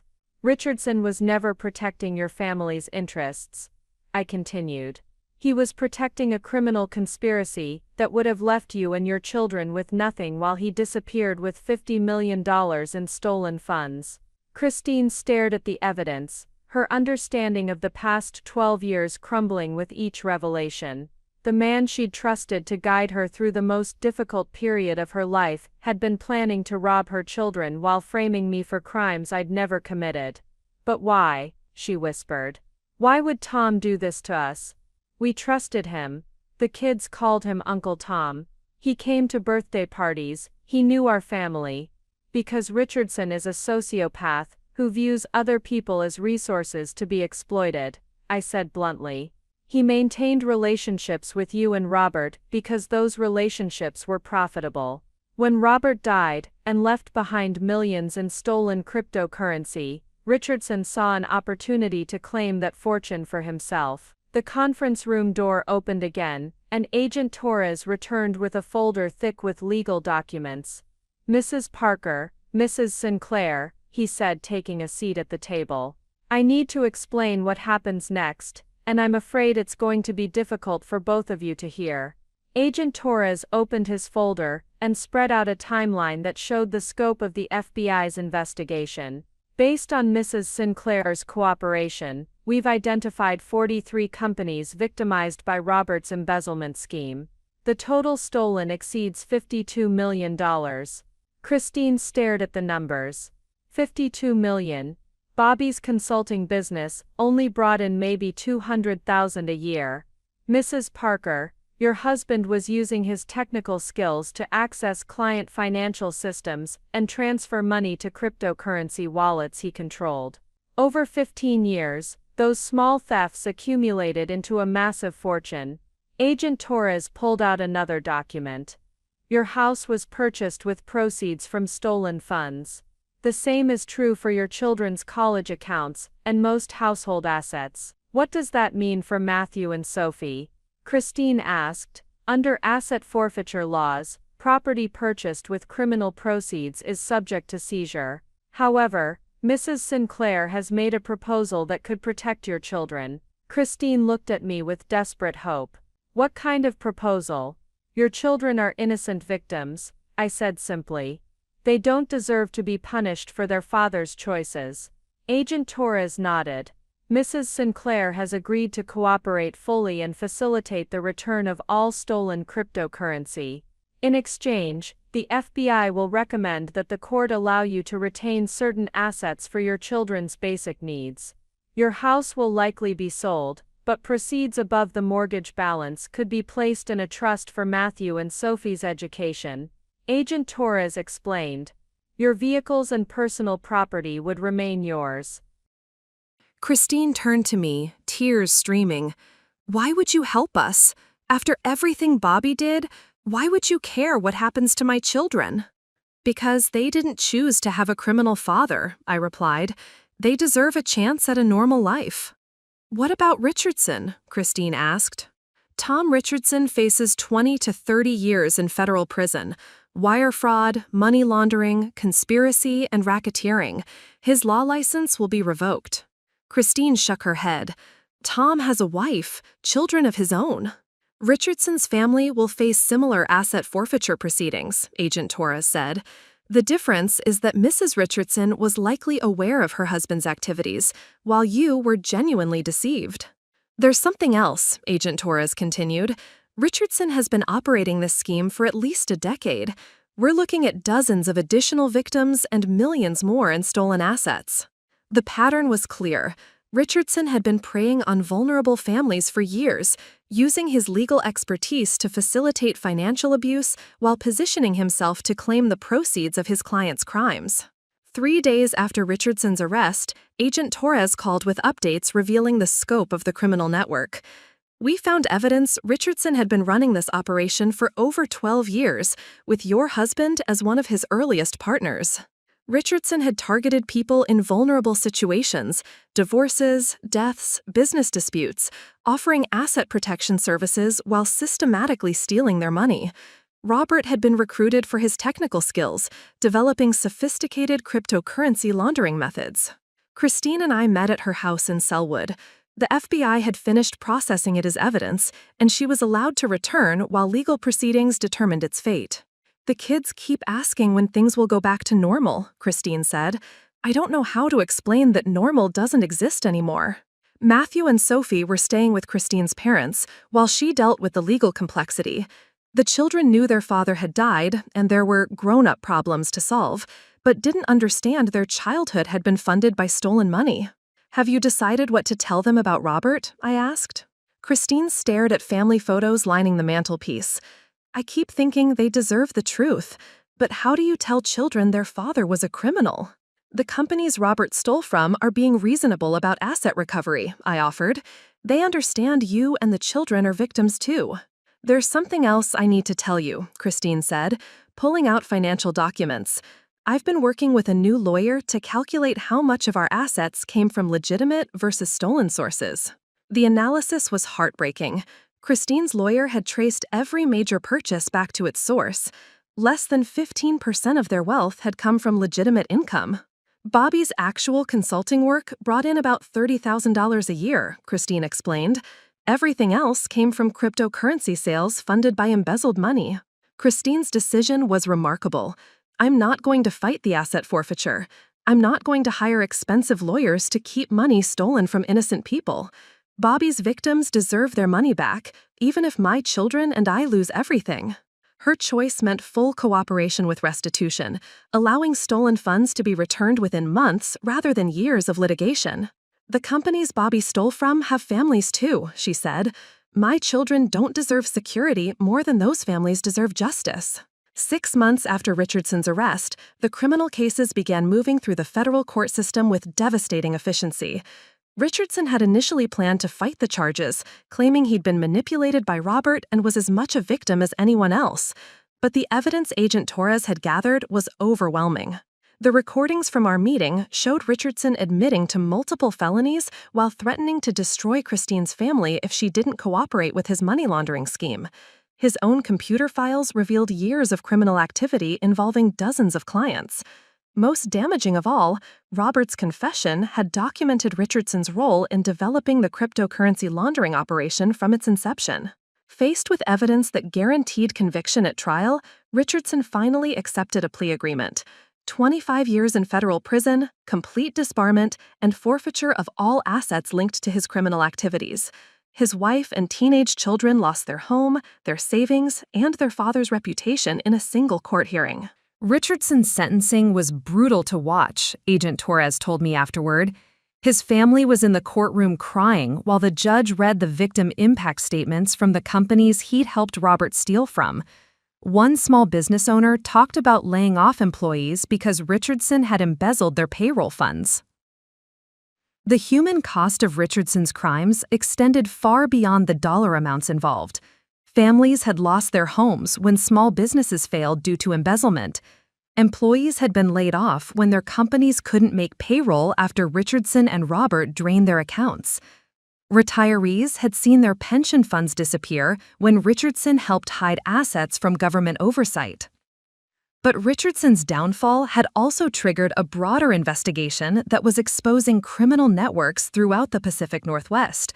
The FBI had identified at least 30 other lawyers and financial advisors who were using similar schemes to help clients hide money from spouses, creditors, and tax authorities. Your husband's case broke open a conspiracy that was stealing hundreds of millions of dollars, Agent Torres explained. Richardson was just one node in a network that included lawyers, accountants, cryptocurrency exchanges, and offshore banking services. The investigation had revealed that Robert's embezzlement operation was relatively small compared to some of the schemes Richardson had facilitated. Divorce cases where spouses had hidden millions in overseas accounts, business partnerships dissolved through systematic theft, even inheritance cases where lawyers had stolen from their own clients' estates. Christine's situation, tragic as it was, represented one of the more hopeful outcomes in the broader investigation. Unlike many of Richardson's victims, she had chosen to cooperate fully with law enforcement and had been protected from criminal prosecution. Her children would lose their financial inheritance, but they would retain their freedom and their futures. Other families weren't as fortunate. Several of Richardson's clients were facing federal charges for their own roles in money laundering schemes. Spouses who had knowingly helped hide assets were being prosecuted alongside their partners. Children of criminals were discovering that their college educations had been funded by stolen money that would have to be returned. The restitution process was particularly complex in cases involving cryptocurrency. Unlike traditional bank accounts, digital currency wallets could be difficult to trace and recover.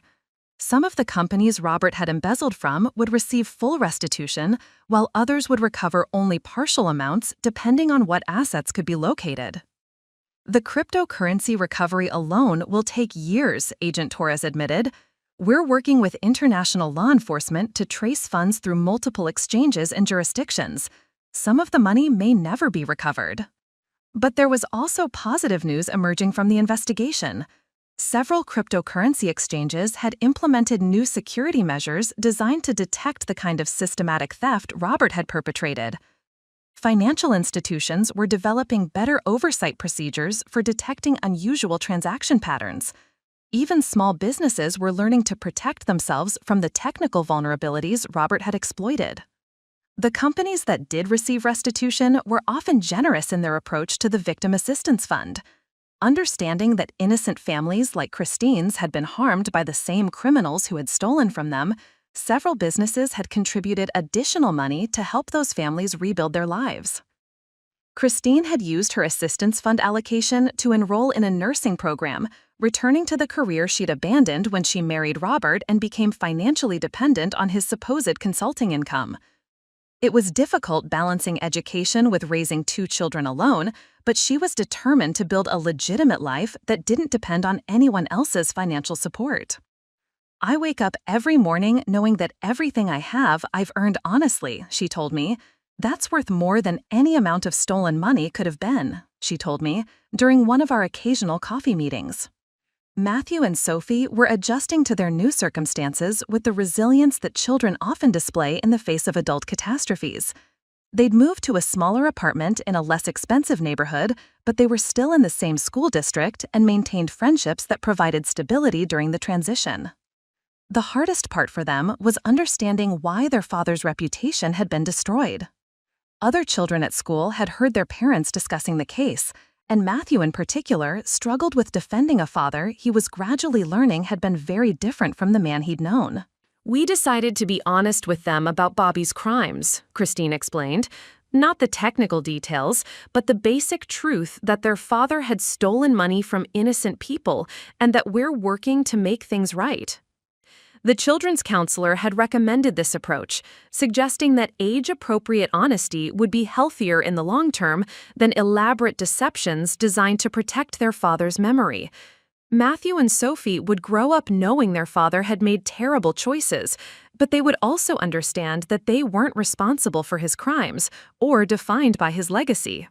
For me, watching Christine rebuild her life had been both inspiring and humbling. She'd lost everything she'd thought was real about her marriage and her financial security, yet she'd chosen to respond with integrity and determination rather than bitterness or self-pity. The contrast with my own situation was stark. As Robert's legal wife, I'd inherited all the assets that predated his criminal activities: our house in Hawthorne, our joint savings account, even my photography equipment and business. These assets weren't subject to forfeiture because they'd been purchased with legitimate income from before Robert began his embezzlement scheme. I'd essentially been rewarded for being Robert's first victim, while Christine and her children were being punished for being his most recent ones. 1 year after Robert's death, I sold our house in Hawthorne and used the proceeds to establish the Robert Mitchell Victims Recovery Foundation, a nonprofit helping families harmed by financial crimes. Living in the house where Robert and I had shared 15 years of carefully constructed lies had become unbearable.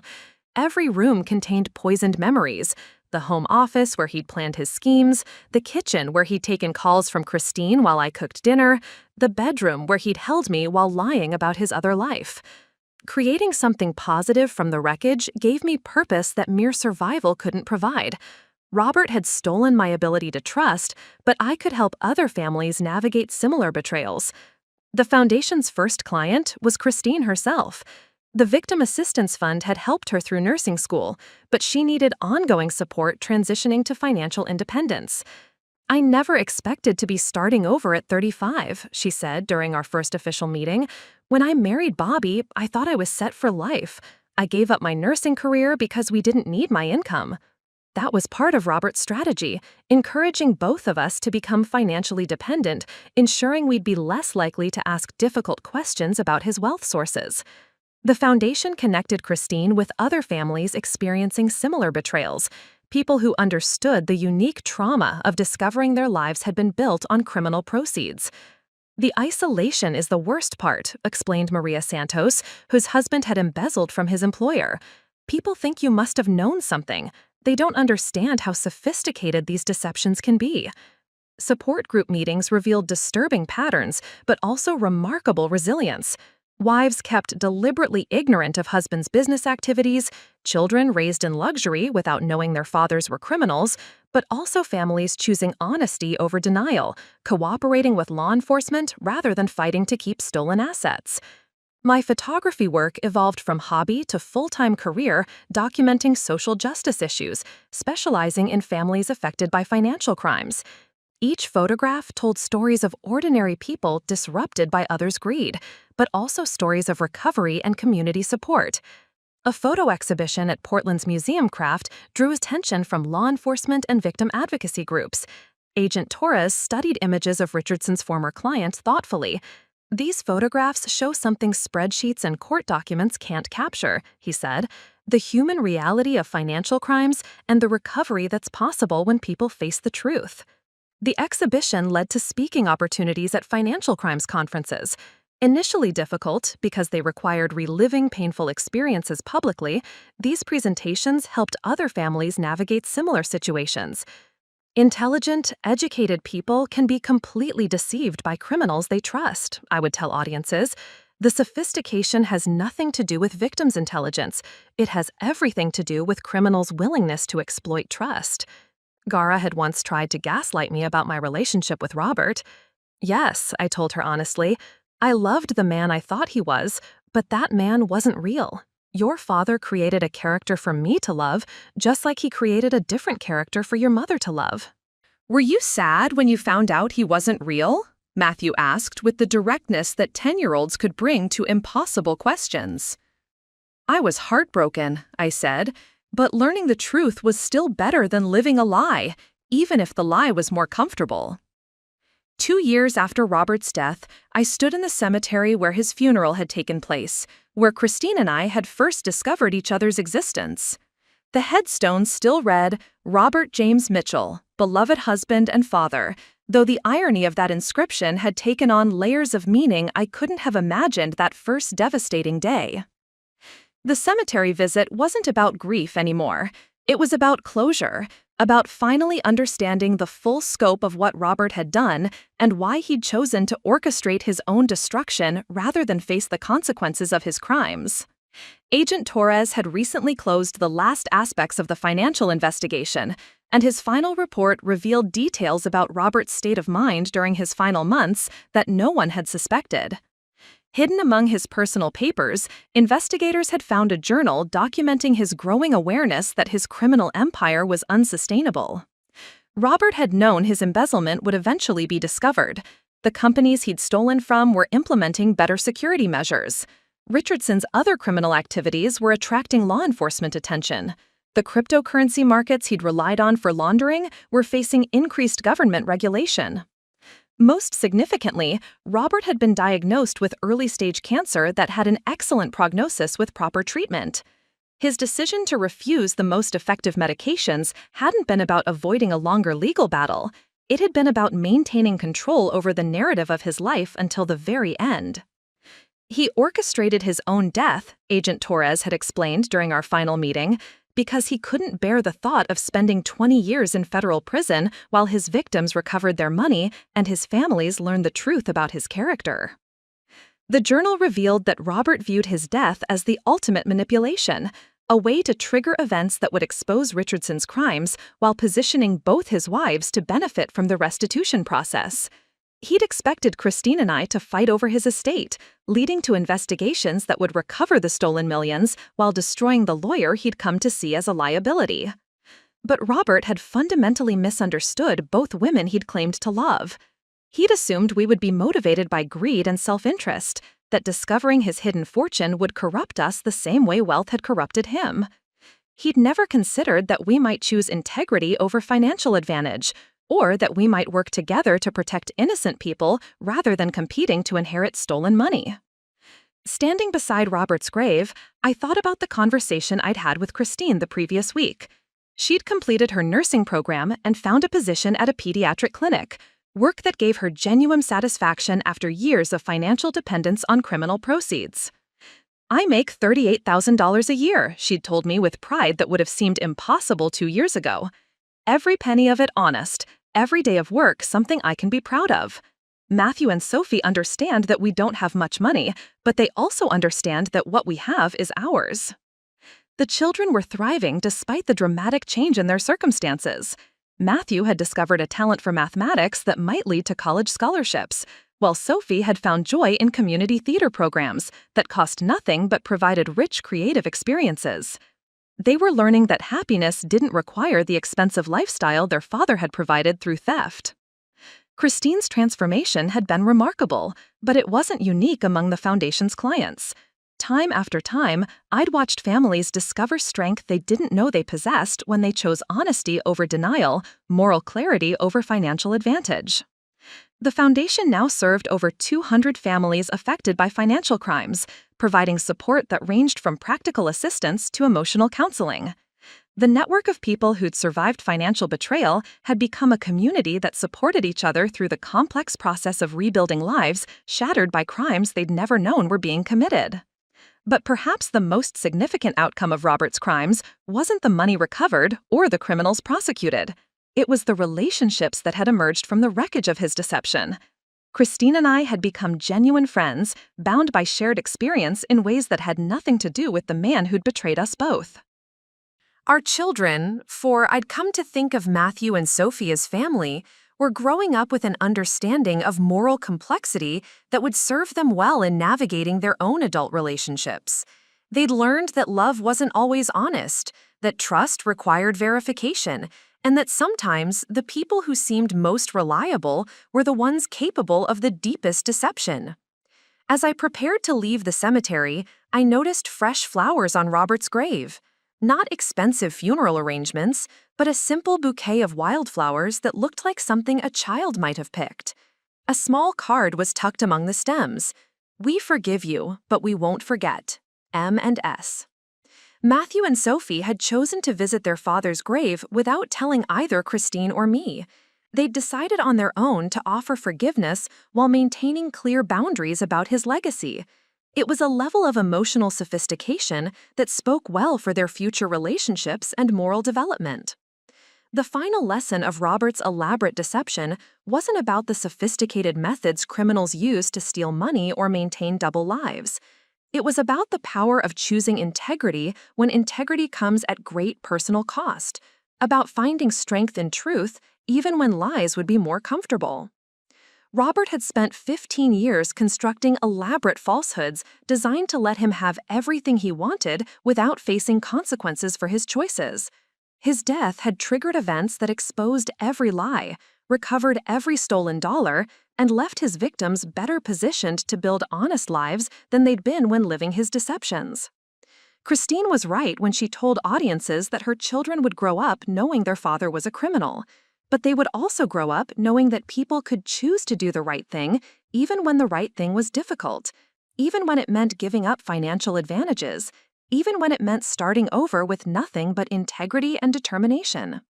Walking away from Robert's grave for what I knew would be the final time, I understood that his greatest crime hadn't been the money he'd stolen or the lies he'd told. It had been his assumption that everyone else was as morally flexible as he was, that discovering his crimes would inevitably corrupt the people who'd trusted him. Robert had underestimated the power of ordinary people to make extraordinary moral choices when faced with impossible situations. His final manipulation had backfired completely, creating a legacy of integrity and justice instead of the greed and betrayal he'd expected. The man who'd thought he could control everything, even from beyond the grave, had learned too late that some things, love, trust, moral courage, couldn't be stolen, manipulated, or destroyed by even the most elaborate deception. Christine, Matthew, Sophie, and I had proven that sometimes the people who seem most powerless in a criminal scheme are the ones who ultimately determine how that story ends. And our ending was nothing like what Robert had planned. Up next, you've got 2 more standout stories right on your screen. If this one hit the mark, you won't want to pass these up. Just click and check them out. And don't forget to subscribe and turn on the notification bell so you don't miss any upload from us.